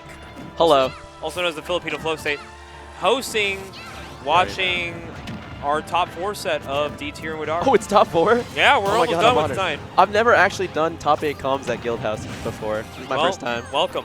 Yeah, I usually, because like usually they're already set in stone, just like, or I'm already outside the venue, so it's like chill. But you know, this is interesting. We get to watch Widara, Dtier. Yeah, so just some context, Widara actually took out a bracket demon in Losers Quarter, which is Puresalt, being able to take it 2-0, and then Dtier being able to take it over Salt Lord for 5th. So these two, of course, they fight all the time in Sacramento. So I mean, yeah, it's really just gonna be a kind of a coin flip kind of vibe tonight. I see. I'm gonna be honest with you. I have never seen this matchup before. As much as I'm sure they pretty much have fought all the time. Like, I'm never in that area, so like I can't say I've ever watched. No, yeah. I mean, to be fair, like even if you haven't watched it, I mean, this will at least kind of give you a little bit of an idea of how these two play with each other. It's quite literally a coin flip matchup. These guys have played over 40 sets, and it's pretty much even. Yeah. Like, honestly, on a given night, yeah, somebody's going to have it. Yeah, for sure, because they're just both amazing players, you know, so it always boils down to, like, who really is locked in that very moment. You know, both players being really good, and then also at the same time, like you just said, they always play against each other, so they know, you know, each other's, like, you know, flaws and, like, what they do, you know. Yeah, and right now Widara is actually kind of breaking down a little bit on the shield here from Dtier. He might have to play a little bit less defense here if he just want to pop a shield. Yeah, for sure, but both players are now even stocks, though. Someone trying to break the... Oh, Nana getting split there. That's like what you have to do in the matchup. I mean, it's so obvious, but like it's so strong to just be like splitting Nana, but because if you don't, you're going to get comboed like that. Yeah, and right now Widara has a little bit of the upper hand here, but that side B. That's a little low for that edge guard. Unfortunately, actually gets reversal. Yeah. I mean, if that hit, that's a stock there, so I respect it. Yeah. Oh. Okay, the up tilt, that's going to be a kill, right? Yep, there it is. Oh, wait. No, it's not. Bowser Jr. quite literally heavy on the clown card. He's not going to die anytime soon. Maybe on this next interaction, though. Oh, wait, never mind. Maybe it's Bowser Jr. or, sorry, Morton. We getting the kill there. Yep, it is. With the forward smash, going to do it. That's definitely going to do it at 120. Yeah. All right, real soon, Widara is going to look to probably get revenge stocked by Dtier, but any insurance percentage is huge, especially when you're fighting somebody who you're so comfortable with. Nice back air there. Ooh. Now it's a last stock situation between the two. Yep. All even once again. These players really just understand each other's play styles, just showing in how like the game has been even every single time. Oh, combo. Oh, drops the combo there, but gets with the side B with the recovery. Oh my god. Oh, hey. Oh, missed the dash grab. Big damage here for Widara. Nice. Widara keeping Dtier at the edge, but Dtier getting through with the side B. Oh, the up tilt. Can that be something big? No. Dtier's. Oh, never mind. I was going to say something, but never mind. I can't say it because Dtier with the forward smash going to take it. What percent was that at? Very early, because I like what Dtier went for, recognizing that the clown cart was going to actually overpass the shield and being able to punish with a forward smash at ledge, quite literally stealing the stock from a heavy boy like Bao Jiao. Yeah, no, for real. Honestly, I know Ice Climber forward smash is very strong, but I didn't think it would be that strong. That looked like it would obliterate. It almost seemed like Widara was at like 200% the way that Yeah, kind of no, killed him. and it flew. Yeah. Made him fly a little bit, too. Yeah, for sure. But getting into this game 2 here, we got the Smashville counter pick. Yeah.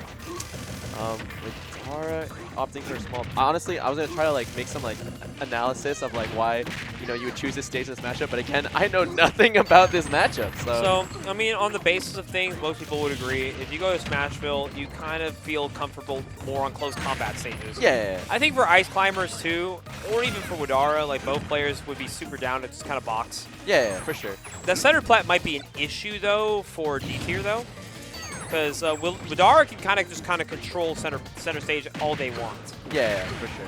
So it's going to really be up to Dtier to maybe find some punishes off the center plats. I think the benefit though is the fact that like I feel like Ice Climber as a character has some really good like header combos with like up air and stuff like that. Down throw up air, so you can kind of make some use out of it. But like Widara is the one that chose the stage, so maybe they know something that we don't. Yeah, these two kind of trade sets with each other all the time. So honestly, it's kind of nice to see what kind of adaptations they want to try out the next time they have to play each other. Yeah. It almost feels like a weekly thing between them. Oh, you see that? Oh, You see that the up B into like the side B with Nano within the side B to cover the recovery. Very nice. Into the beautiful. conversion, yeah. The up smash gonna do it. And I really like to see that too, like Dtier being super confident, being able to get those Blizz Walls in on time on Widara. Is that what it's called? Blizz Walls? Blizz Walls? Yeah, I call them Blizz Walls. It's Blizzard. Oh, Blizzard. Okay. The I don't move know. is- Yeah, the move is Blizzard, but when you get hit Oh, wait, by it, wait a minute. when you get you're hit by it, you're you're actually getting pushed off the You stage. see Widara. Look for it. Yeah, I mean, I would feel the same way. That was insane. That was beautifully played, and that's actually the way Ice Climbers would love to see every stock happen. If you're able to get that Blizzard wall to actually like connect and execute, Oh my. this is Bet it all perfect there. right now for Ices. Yeah, no, this is exactly where you want to be. Widara with the panic air dodge in. So Okay. American. But Oh, might be able to steal a stock, perhaps. No, can't. Unfortunately, can't do it. Jab, jab. Oh, try to read a roll in there or something. I couldn't quite get it. But that's going to be a combo. No, it's not. The second away there from Widara. It doesn't even matter, though, with the drop combo. With this such a big lead, it doesn't so much leeway to do whatever. Oh, my God. Yeah, he's dead. Yeah, that's 2-0. gonna do it. Beautiful stuff. Widara Yeah. might have to take a little bit of a break here right now. He's gonna have to chill a bit. Yeah. Oh, we're back on this. Yeah. We got Skylock here. How you doing? I've been honestly waiting to commentate with Mario Barrio. It's been a long time. I coming. mean, hey, good thing you caught me now, because after today, I'm going to be flying out to Spokane, Washington. Oh, you're gone very forever? soon. Maybe not Yes. gone forever, but it might seem like forever. Yeah, it might seem like forever, I'm always going to miss seeing Mario Barrio every day. Every day. I see you twice a week, though, to be honest. do. Not even to be honest, it's just real. I see you Oh. twice a week. It's either it's today and then tomorrow. Yeah. Most likely you might Most see me likely, tomorrow. yeah. Unless I haven't packed yet, and then maybe I might have to take a day to pack For sure. for my flight. But Yeah. yeah, that's how it- give some love, obviously, to Skylock. Yeah. Did you play in bracket today? I did. I actually came last minute. I actually didn't plan to come today, but I was like, you know what? Might as well just come out. It's Trudik's birthday. Gotta say happy birthday. So I played. I didn't do as good as I wanted to, but I didn't lose to bad players, so I can't be upset about it. Just how happens. it be. I really was. I mean, the last time I was here, I was talking about how like I was trying to make a run, like to like a really big, push Yeah. this season, but like honestly, I've been taking it slightly back. You know, Okay. just enjoying life. I don't know. That's what's up. I mean, that's kind of what you have to do, right? Like, I mean, the season's about to wrap up quite literally by next week. Yeah. I think next Guildhouse will be the beginning of the new season. So this is the last Guildhouse for players to kind of get that last-minute vote and seeing how they did this year.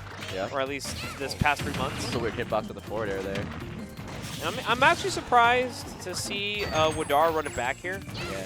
I feel like Dtier has kind of like really taken advantage of this close combat and really giving Widara a hard time, at least at the ledge. Yeah. Like, look at this damage being piled up. Yeah, it's just like Widara trying to find a way to get in. Kind of gets in with that forward air there, but can't quite make anything out of it. Besides that, oh, never mind. The back air, just kind of getting some stray hits here. Slowly making their way back. I appreciate you, Kov. I see your comment, buddy. I hope to be the only daddy in the den, 'cause trust me, I'm trying to make it a good time. Oh my god! You see that? That was a Nana side B into Popo up smash. Yeah, the way Dtier finds a lot of these like follow-ups with Nana is kind of insane. Because like you would think to kind of like preemptively smash the option that will help you. Oh, he's dead. Yeah, you're dead. That's way too far off the stage for Popo to recover by themselves. Yeah. But like you know that Dtier is quite ready to kind of go for some crazy call-outs. And that's kind of what you can do with Ices, right? Like most people don't realize that Nana what? is autopiloted on a buffer system. So if you're able to call out somebody, even when your character is getting hit, you might take a stock like that. Like that, a back air. So simple. It's so clean, simple and clean. Anyways, Widara this time having Dtier off the ledge. Can Dtier make it back? Ooh, just narrowly misses that portion. I wouldn't be surprised if that was a kill. Yeah, that was actually really good SDI from Dtier to like not die early. Yeah, for sure. You see that though? You see that like the nair and the forward air at the same time. So like to cover the air. I don't know. I just kind of noticed that. Like it's kind of so crazy that like you can do these little things as like ice climbers, yet they're such a terrible character. Like as you can see right there. Well, I know you're very experienced in this matchup, so you know that Ices has some flaws that most people are just kind of struggling to kind of find. And right now, Widara being able to at least find a little bit of some light at the end of the tunnel here, maybe being able to take this game 3. Yeah, but it's definitely still a very close game. Widara at 88%, you know, nothing to scoff at for ice climbers to just get that quick kill. And it's like that's like one forward smash, for being honest with you. We saw that earlier. Nice forward air there. I like the wrong ice climber. I like the patience too from Widara to kind of like not follow through with the rapid jab. Yeah. Like reset the situation, look for a different option. Oh my back air, oh my, that angle was nasty. And the 2-frame and the down tilt, that's it. All right, well, Dtier might be able to bring this back here, but Widara's got to be able to close this out. Yeah, we'll see another game. Widara potentially on their tournament stock, but that's going to be so huge. But you know, the D-tier Sopo, nothing to scoff at, by the way. But that might be very unfortunate. I'm not gonna lie. That might be. This might do it, and we got a game 4 on our hands. If you don't get that edge guard there, you might need to just retire from Smash Bros. There you go, live and direct. Well, yeah, that's why Widara hit that. That's why Widara hit that. Live to see another day. Good players hit the edge guards that are pretty much 100% certain. Yeah, for sure, for sure. All right, so we got game 4. Widara being able to kind of survive a little bit of a 3-0 curtain, but the reverse 3-0 is just as hard to make as being able to win the next game. So we'll see what kind of adaptations he will be facing now. Going to this game 4, I highly doubt we'll go back to Smash. Yeah, for sure. We got a small battle. Yeah, we got a small battlefield here. The classic. Everyone is no one gentleman's this stage now. Like honestly, like you know, I've been in Japan for a while, and like no one gentleman's in general, but I'm not used to people gentlemanting to small. Well, you can kind of blame the Luminosity Universal Stage List because like. Which I don't like, by the way. Okay, hey, let it be known, man. Let it be known. That stage list needs to change. Anyways. You know what else needs to change about that? Yeah. The pools for that Luminosity Invitational. Why the hell is Light and Cola fighting in the same pool? Can we talk about it? Oh my, team kill. Yeah, team like kill, team kill. Speaking of kills, that's a kill right there. That's a kill, man. Yeah, forward air. It's so like another simple version of like short. Okay. Widara kind of coming back with a little bit of some fire right now. Almost lapping Dtier in percentage right now. But, okay. I thought that was Oh, going to be... no! That is actually... Just Nana things. Or just Ice Climbers things. I don't know what to If say. I'm Carlos, like, do we just kind of go to Game 5 at this No, point? of course not. Is that even a question? I mean, that's like... You don't want to... obviously, you don't want your mental to, like, take advantage of you too soon. Because then it's going to, like, go ahead in the next set. I mean, of course... Dtier gonna fight out the rest of this game. At least try and get something out of it. Oh, but it's so difficult right now. Like you're down a pretty bad deficit, but I can believe Dtier to come back and at least bring this last stock at the worst. Nice up smash there though. Kind of unfortunate to get the kill. I'm just saying, out of every character, like out of all the characters in this game to like make a comeback like that, you know, I think Ice Climber's is up there because of the 0 to death and like all that stuff. There's one stock. All right, that's one. He's got to get another one pretty quickly, though, because Widara looking pretty comfortable. Yeah, I'm just saying, one combo is all it takes to make this game even. If you're good enough. All right. You know the real deal. Get some uppers in there. Side B. Long uphill battle. Okay. Okay. The side Bs. Dash attack. Catching the land in there with the side B. Oh, try to get the forward smash there. Couldn't get it. Up there. Yep. Yeah, Dtier might be able to make this comeback very feasible right now, being able to try and at least take the second stock. Widara tried to just end it there. He really wants that stock to close. What?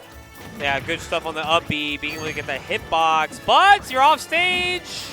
And you're good. Oh man. Narrowly. The Blizz Wall? That might be it.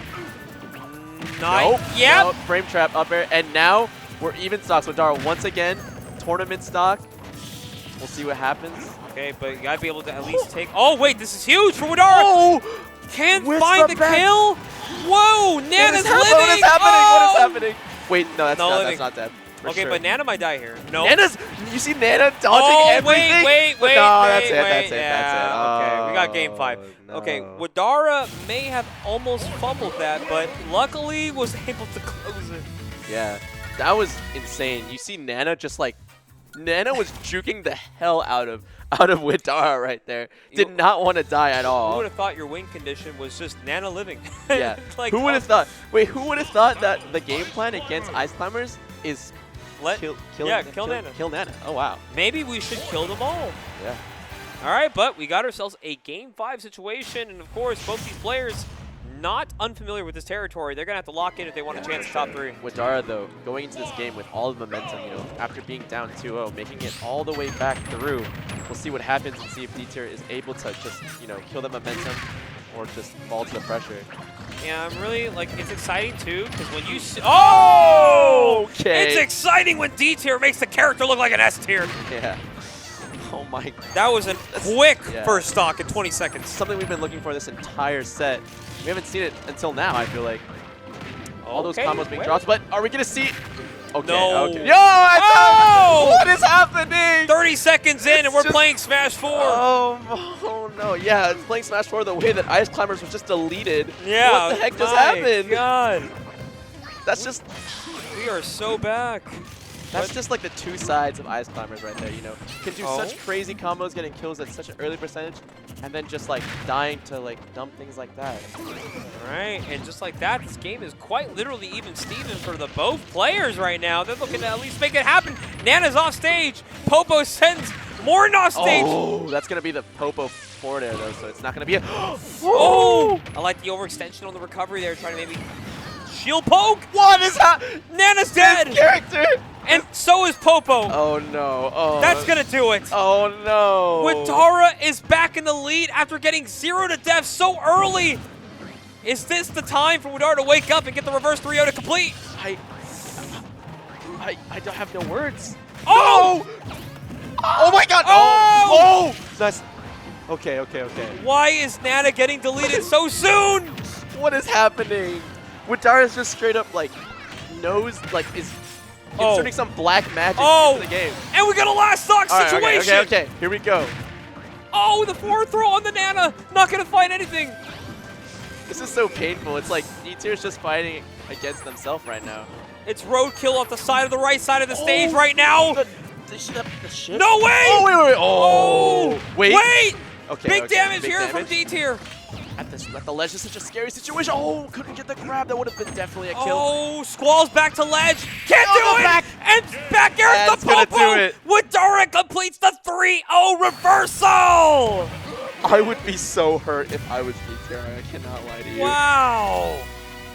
And Widara was able to make it happen, and they are going to be in losers finals, fighting Era for a chance at Louis Money. Not just watch. Dude, that was quite literally the download you needed. As Widara, he was able to just stay composed. Like, they were literally obliterating each other. They wanted to kill, stab for stab. They just didn't want anyone to get up from this fight. If you stay down, I want you to stay down. Yeah, that's insane. Oh wow. Yeah. I honestly, I said I was only gonna be on for one set to commentate, but that was the set to commentate, I guess. That was quite literally the energy, man. Yeah. Mario, you shade your listen, Lammers, it's a long story, buddy. It's temporary, right? It's temporary, right? It's temporary. Okay. The facial hair will grow back. I know it's a little scary for some people because they haven't seen it, but it'll come. Oh, and then production. And then they're just like Production. Hobby's laughing. He knows what he's doing. He knows what he's doing. He knows what he's doing doing. back there. But yeah, I mean the beard is kind of coming back. Okay, so first of all, guys, go check the Sunday VOD for. Oh God, no. For the actual shade Mario. There's actually a shaved version of me, quite literally. Yeah. Okay, but also the side of my head is also kind of shaved off. So like wow. I only have like See that? this. See that? Yeah, I only have like my man bun, dude. Oh, like no. that's all I got Where's left. all the on hair me. going? It's gone, dude. That It got cut off. All right. Well, I said I was only be on for one set, so Okay. I'll try to look around for someone to come with you. Well, all I know is that I know Snorlax will be back for Grands. Okay. But, Well, I'll can ask hold it around. down. Are you Yeah. sure? All right. Well, if anything, they can replace me because, like, listen. it was an honor to commentate with you. I haven't done Of it. course. Haven't done it. So thank you. Yeah, of course. I thank you, Skylock, for hanging out with me, of course, for this loser semi. That was quite a great set. Wouldn't you guys agree, chat? That was a great set to watch. And now we're going to be able to get Era versus Widara for losers finals. This is quite literally an interesting matchup because we got Steve versus Baojiao. And, of course, I mean, who watches Bowser Jr. versus Steve on a regular basis? Not many regions can say they can do it, but I think we got ourselves a little bit of a special treat here. So Widara, of course, not too foreign to the idea of making grand finals. He was literally in grand finals, I think, last week. So he's looking to make it back and maybe get a set with Luis in the run back. Both these players, as a matter of fact, are looking to get their Luis run back. So this is going to be a really good showcase if we really want some more. So this is top 3. Right now, we're in the money.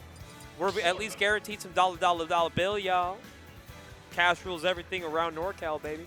We're going to see if the narrative might be a little different this time around. We got 2 of our favorite white boys on Losers Finals looking to fight Louis Money in Grands. And why not? Let's just let it flock. Game mother effing 1. We got small battlefield for y'all. And of course, it's going to be no short of greatness right now. Of course, Era, always a pleasure to see him come out to these tournaments. It's always kind of tough to get a lot of our PR to show up to Guildhouse. A lot of them kind of live kind of far away, but you can thank the likes of people that carpool, you know? Can we give carpools, like, some real love? Because they're the reason why we actually have the players that we have in Skillhouse. But also, Widara, probably on the brink of a 0 to death? Oh my goodness, he's all over Era. And gets the 0 to death to complete. Widara starts the set quite literally untouchable with the Koopling on deck. We might have to give respect to Baojiao. This character does so much. Why is he still containing the advantage state 47 on the new stock? Oh, okay, there's some damage there from Era. 33, but Widara doesn't find too much time to be able to even it up. And the cart!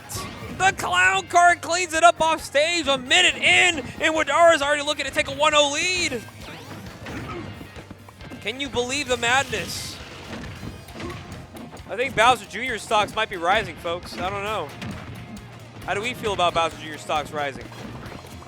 we also got ourselves a co-commentator. We got Dre coming in. What's up, Dre? How you doing? I hate this guy. You hate this guy? Why? Because I want to go home. Well, too bad. You brought good players to a tournament. What did you expect? My fault. Yeah, it might be your fault. I think you should know a little better about your personnel. I don't think so. Oh, and the cancel. That's it. And he's dead. No kill screen because the wall was apparently supposed to protect him. Look at Cal laughing back there. Look at Cal Miraji smiling in the background. Yeah, that was a quick game one. Jesus Christ. Oh, I can see the replay in the back. Yeah. A little bit of a delay. We can kind of see the action a bit. No, but yeah, let's talk about Widara's play today. Like, only losing Luis, but quite literally obliterating the competition today. No. No? I would have stopped him. You would have stopped him? Yeah. So what happened? I have really bad arthritis and can't mash out a DK's grabs. Well, that's a thing called welcome to growing up. I am an old man. We are old men playing this That's game true. still. But these two definitely have more years in them than they have in us. But Widara not dropping a stock yet in this set. Let's see if there's a little bit of a difference changer in this game too. Oh my god. He's just so good at sharking with up air. It's so annoying. Yeah, the way that Widara plays Bowser Jr. is actually quite literally what makes his character maybe viable. Because why is Bowser Jr. able to get around Steve so much in this matchup? He's just built different. It's a -2 according to Will. I mean, you know, Era also recently taking a set over TM7 Zap. So, like, he has an idea what to do against Bao Zhao. Yeah. But Widara doesn't care about who you beat before. You got to beat me first. So a little fun fact. They are 1-1 this season, so this is the tiebreaker set. Well, right now, this is going to mean everything in terms of placement, I guess, for both these players right now. Because Widara might want to be able to maybe get a revisit to Grants. Because we talked about last week. He was there. Yeah, I was there too. Yeah. Widara looking to get back-to-back grand final appearances, and of course, wants to get a W. But I mean, these two players are looking to really get the run back on Luis. Oh yeah, for sure. Will showing like he was 5th seed today. He's like, maybe I should have been 2nd seed. Perhaps. Could have been the difference maker. Could have been. Oh. Okay, yeah, Riley getting some diamonds here, being able to kind of play out the stock a little bit longer, maybe not trying to take any more damage than already taken. 47, big damage here for Widara off stage, but the minecart connects the wrong time. Minecart, gold armor, yay. Oh. I swear, no Steve actually takes their blocks. I Pro Steve's. I even see a Cola mess it up. Oh, ooh, okay. Good catch. Widara catching the double jump and getting the edge guard. And I don't know, this is looking pretty strong for Willie D. Oh, nice follow up on that. Some ladders here and there. Okay. Trying to block his recovery. Ooh, that's a good head bonk, actually. I didn't even realize he had another jump. I like that Widara is also very mindful that recovering against Steve blocks is kind of a pain. So you gotta keep your resources at a high, even if you are far off the stage, being able to at least make it back. Oh, but that anvil finds a way. Oh, he finds a way. Okay, but big damage here for Widara though. Got 62. Oh my god, he wants him dead. Oh my goodness. Oh, this is a starter for Riley. This should be a good amount of damage. 40%, nothing to scoff at, especially if you're Steve with Diamond. You just do more. Oh my god. Okay. That was an amazing grab. Okay. Nice. My cart, no. Try to get the up smash. Can't get it twice in a row. But you know, 3rd time's the charm. Yeah, Riley really wants to at least even up the stock right here, or even up the set might as well. But Widara looking super patient right now, looking for the opening to make the stock happen. Oh my god, he's playing around every kill option right now. Waiting out that forward smash, very patient for Widara. Most people would probably allow it to let it rip, but he's off stage, and a 2-0 opportunity for Widara might be possible. Not quite. The minecart stopping Oh! into the forward smash. And Riley popping off a little bit for that forward smash. Beautiful stuff. And unfortunately, Widara will not be seeing that much of an advantage. And now we got ourselves a little bit of a set here. Yay, yeah. I'm so excited, guys. Guys, you think Dre wants Widara to win the set and keep the tournament alive for him? There you go. Javi, spoken word, spoken truth. Yeah, man. Right.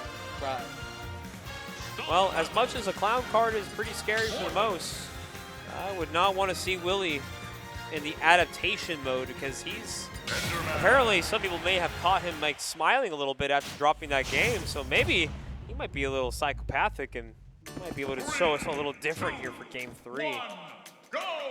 Oh, we may have had a little bit of conflict here starting this game 3. But I love Dragon Roost Island. This is a very banger of a song. It is a banger song. If anybody's ever played Wind Waker on the GameCube, just know, beautiful game. All right, they're good. Are they playing it out? Yep. Oh, they're playing it out. Okay, game 3. I thought it was a stage conflict, but I guess Battlefield is still the move. So here we go. That Mega Koopa being able to split the TNT for him is super nice. Yeah, very, very beautiful actually for Baoja to be able to have that. All right, but right now, Widara a little more on the aggressive side right now. Doesn't want to fade back and really lose another set here to Era. I mean, did you ever see that video of Widara when he lost to Era like not too long ago? I did see that video. Widara was like had a great tournament, man. Like I keep it close with great players like Icon, but it always comes down to the humble unranked player such as Riley Gibson to give him a hard time. And I know Widara would love to take this set. Ooh, pitching the startup of it. He does find stock on the fair. He followed him all the way down there. Really good stuff to Widara. Speaking of Zelda, we do got the new Zelda game coming out tomorrow. Yeah. Echoes of Wisdom. You don't play Zelda games? Nope. You're not a fan? Nope. Never have. Never will be. All right. You know what? That's fair. Not back here? But that's a bear. Yeah. That's back here. Man. That's back here. That's a stock. Let's see if Widara can try and get something going here. Wow, that mine cart beating out, or the clown cart beating out the mine cart. Just do it again, man. Such a good move to throw out there. Just to kind of like contest as these players are going to try and fight off the cart. You got a mine cart, bro, but I also got a cart myself, and it's actually a little stronger than yours. Looking for that 2-frame, not going to find it though. Riley just doing an exceptional job, just trying to keep it close. Good back throw. We got another diamond, but I know he's getting content to use that iron right now. Okay. Yeah, Widara just looking to get a kill here. That up smash not connecting because of Anvil. And that grab him, dude, dang. Oh, good patience there. Of course. We're playing a little bit of a patient game here tonight. When the mine car gonna do some damage. Not quite the stock yet.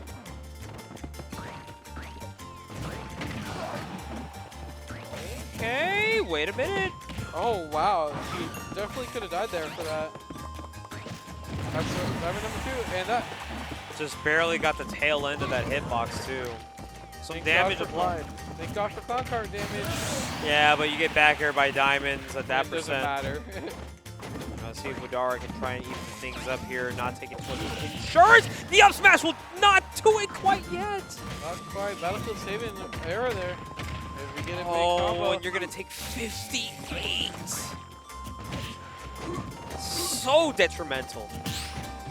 Okay, good parry. No up smash. And that's going to do it. All right, last stock situation. And Widara bring this back. Or is Era going to take the 2-1 lead and potentially put themselves in the set point? Yeah, just moving around these platforms, very exhilarating right now. Widara not trying to take too many risks, throwing out the Koopalings, the Mega Koopas, looking to get some damage. Oh, gets my God. punked. Oh, no grab from Widara, surprisingly. He's playing really safe. That back air. Great block placement from Era, too. Like, being able to get the bonk and the confirm off Bear. But Widara's got a little bit of some conversions himself. see a little bit of some actions here on the up tilt, up airs. It's very scary, this is. Ooh. Next one should do it. Watch out for that TNT. Okay, big damage here on the pommel. Not going to kill yet. Luckily, Morton is a very heavy kid. But that back air is just as heavy, as it will clean up the stock, and now Era is up 2-1. This is actually just good play from both players, and Era looking to send Bao Jiao home. Maybe Dre home, too. Yay! He's tired. Boo! Oh, darn it, darn it, darn it. Rats! Gotta watch my card lose. No, we can't do it. All right, Widara still smiling, he's scheming, and Riley also answering back. Oh, whoa, calm down there, Chief. You still got some games to play. Well, let's see if this is the set point that Era needed.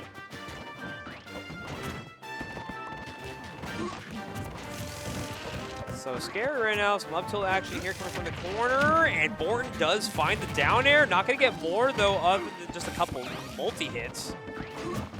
It's scary right now if you're Widara. Damage is still coming along. Also, I just realized if Era does beat Widara, he has completed beating the top 3 stock purple. There you go. Will? Oh, that's not going to do it yet, but that's good damage. Okay, forward throw off the stage. Get the blocks ready. Good up air. Whoa. Alright, he just wants him dead.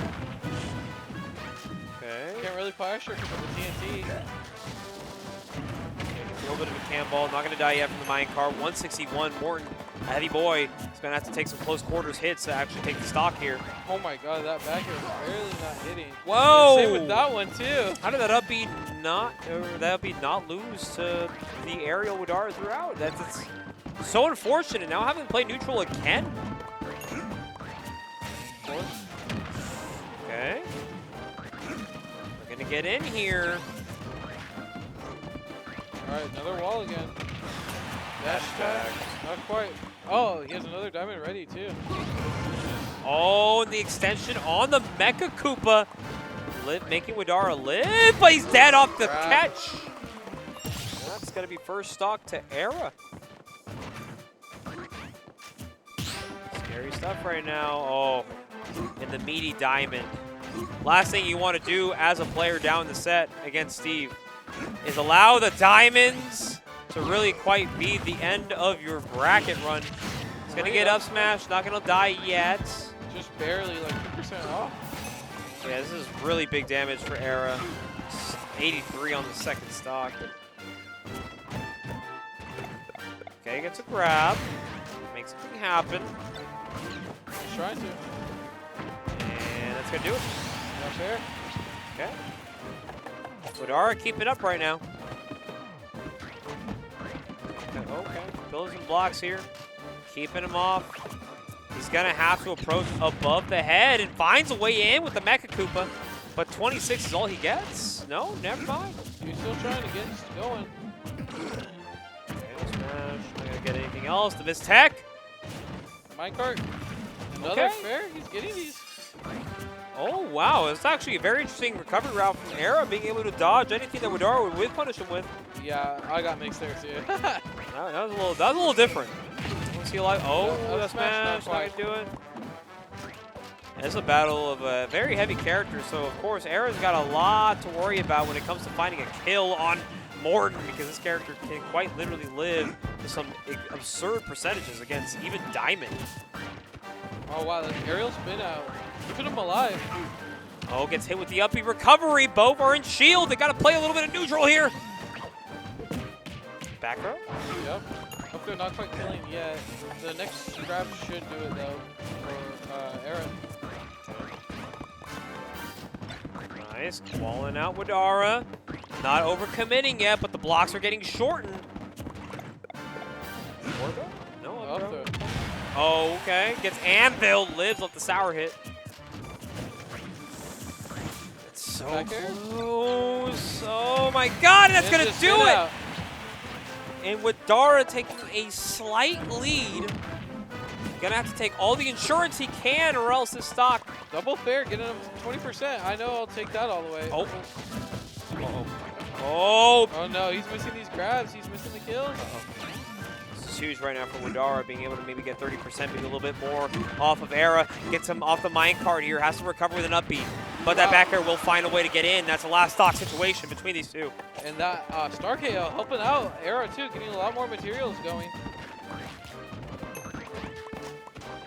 All right, this is a chance to make it happen. Can we see a game 5 here from Widara? Or is Era going to find a way to finally put away Morton? Sacramento people. Big freaking damage, 84!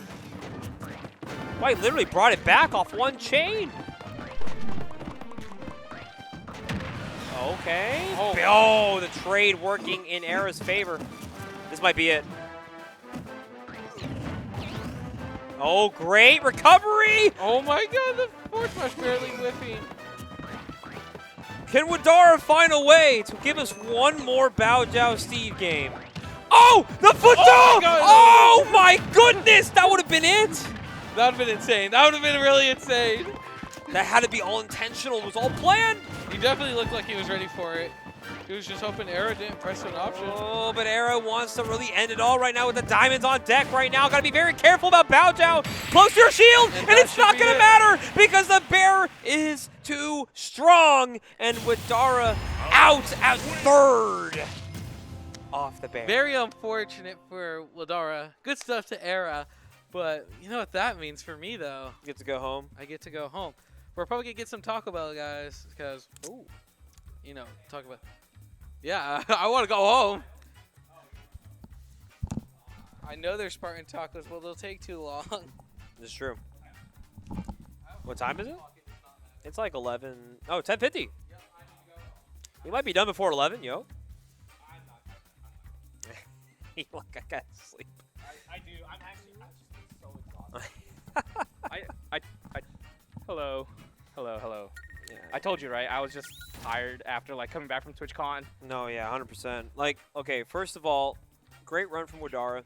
Third place at another stack Guildhouse, which I've also just realized this is the last guild of the season. So, hey, you know, good showing from Widara, but also even better for Era. Trying to get himself a little bit of an argument for maybe top 5 in this region. He's looking for it. Yeah, I think that's top 5 in this region is actually just so. It's stacked. Who knows? Like, There's so many good there's players so many that players. are going to be top 5. Like, you got players like Azrael. You got players like Dtier. You got players like, do I have to move my mic closer? Hello. perhaps even Shrudik. Maybe there's an argument for Shrudik, even though Shrudik thinks he doesn't have an argument, but there might be an argument. I think he might be in there. Maybe throw in Lammers. I think Lammers might have enough tournaments to maybe be top 5. Llamas. Shout out Lammers. Oh. Is he playing Sonic Is against this real? Ariel? Guys, am I at port priority 8? Oh, wait. Wait, what's going on? Whoa, wait. Whoa, hey. Wait, what is happening? Me personally, if I'm the TO, I'm down to take the game. Era's up 1-0. Wait, what are they doing? What are they looking at? I think something happened with the controller. Luis was like, I didn't press Sonic, and I definitely didn't press anything else after that. We got a loose, stray pro controller out there. Oh my God, AI is thinking for themselves all of a sudden. It's over for GameCube controllers. Oh no. It's over. Whoa, the camera moves? Wait, what's going on? Oh. We can't let the TO do his What job. What are you doing? Okay, maybe. Okay, the Sonic pick might actually be intentional. Oh, we switched sides. Oh. All right. Is this supposed to be this side? Perhaps. Oh, okay.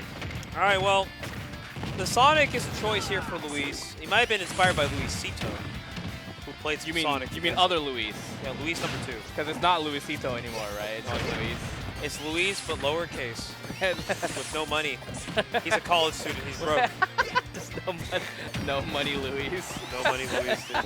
That's actually, I don't know if that's a good thing or a bad thing. Okay, well, Sonic is definitely a character that Luis has dabbled with pretty heavily in the early metas of the Ultimate, so this is not like a really wild pick, but we've seen some Sonic Steve at the high level, and we've seen some conversions from Sonic even. That was go off like that. Good call out too on the high minecart that Era did. We saw the stall, but now smash call out from Era is just as good. Yeah. Not gonna let Luis get away with any Sonic specific shenanigans. And I'm sure Era has played enough online. ran to a couple Sonics. I feel like Sonic players have a hard time finding people to play with. So, oh, Crunchy. Oh, hey. Yo, Crunch. Okay. Well, I mean, you know, Era has definitely had to fight some very strong Sonics in this region, such as S-Dog. So, like, obviously, like, this is a very good matchup for Era. He's like, oh, I know how to fight S-Dog, so I surely should beat Luis's Sonic. What the heck was that? How did he? Whoa! He snuck in there. Oh! He snuck that back air in there too. That was like a perfect fastball into a kill, and Luis being able to take the lead right back. Yeah, just, this character's fast, dude. That did you see that SDI? Where was he inside that back air? He was past Steve. Or is this Alex? Ha! Okay, big damage here from Sonic. Being able to dodge all the massive anvils and disadvantages. Oh, that was a good call out. Oh, great. Good landing from Luis. Not going to get the stock there. Luis is so good at dashing back away from the grab. I feel like I wouldn't dash back far enough and I'd still get picked up. Just be mad. Yeah, I think Luis is also training Riley for the soon-to-be Sonic matchup that he might have to deal with in the future. I don't know. Oh, true. Maybe. Steve Sonic is a matchup that has happened and plenty of times. It feels like it's good for Sonic, you know, but realistically, like, most Sonic players are struggling against Steve. Yeah, it can be hard. Ooh, up smash. I saw that. I thought you were trying to charge that. Okay, good up tilt ladder there from Era, being able to close this game up pretty much closer than you really want it to be. It's actually Steve's favorite for sure right now. Yeah. Oh god, it's so close. Caught the literal end of that back air. Oh! I died to this my. actually. No? I don't know how Luis found that up air too right there. I hate that Luis is like quite literally ready on a lot of these options. Might be able to get this edge guard right here. Oh my god. Fast fell just in time to get the back air. And What is, I want to know what they're talking about. What's that? I think Riley's not even talking to Luis. He's talking to like everyone around him. He's like, why is this guy doing this to me? Why does he play Sonic? I think Shrudik may have sobered up from the juice. I don't know. I think there's a crowd around him. I think somebody's got to take him home. Yeah, they're keeping him safe. Yeah. He was carpooled by Luis, so he should be fine. I heard they had an amazing dinner. Did you go to that dinner? I wanted to, dude. He invited me, and I told him, like, I'm sorry, man, I'm employed. Oh, you got it. You know what? I could have went to the dinner. Dude, I said, nah, I'm too tired. I'm also employed. They went to dinner at 5. I got off at 5. Yeah. And I'm like, dude, if you just wait like half an hour, I would probably make the best. It's just not enough time to do dinner and then go to Guildhouse. No. Like, you gotta do dinner early, especially if they're going. I think they went to all you can eat, like Japanese barbecue. No. Dude. Oh, he can't eat. Hey, look, I'm down. I mean, I'm actually down. That just means we go to Spartan Tacos, right? Yeah, that's true. What about you, Javi? You going to Spartan Tacos? What? Oh my God. What? We gotta get production some Spartan Tacos.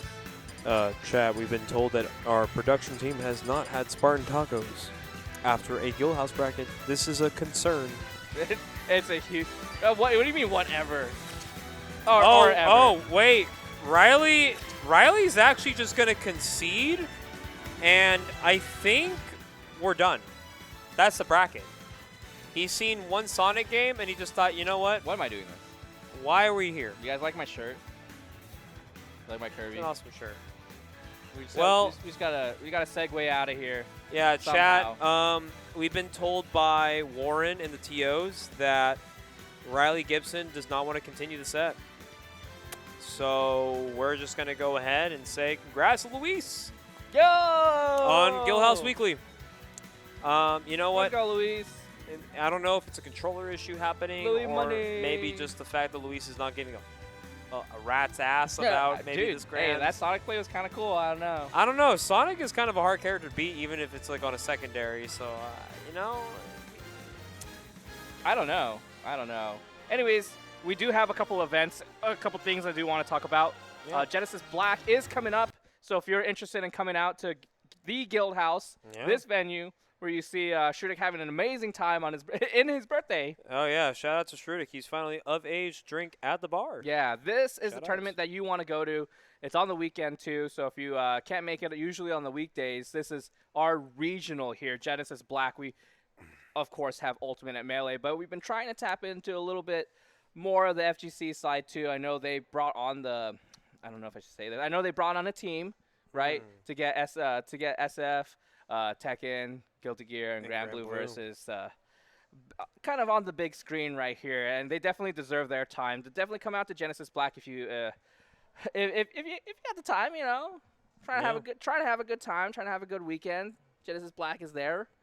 I know we're gonna have a good time. Oh, we're definitely gonna have a good time. Yeah. But of course, like you know, we'll be there. Are you gonna be there on Genesis Black weekend? I'll be there. Okay, we'll be there. So if you guys want to tune into our commentary for that event, it's gonna be a fun one. We got some out of region peeps coming out. I saw MFA and Reno pull up, so it'll be a good time. Oh, love the Reno crew.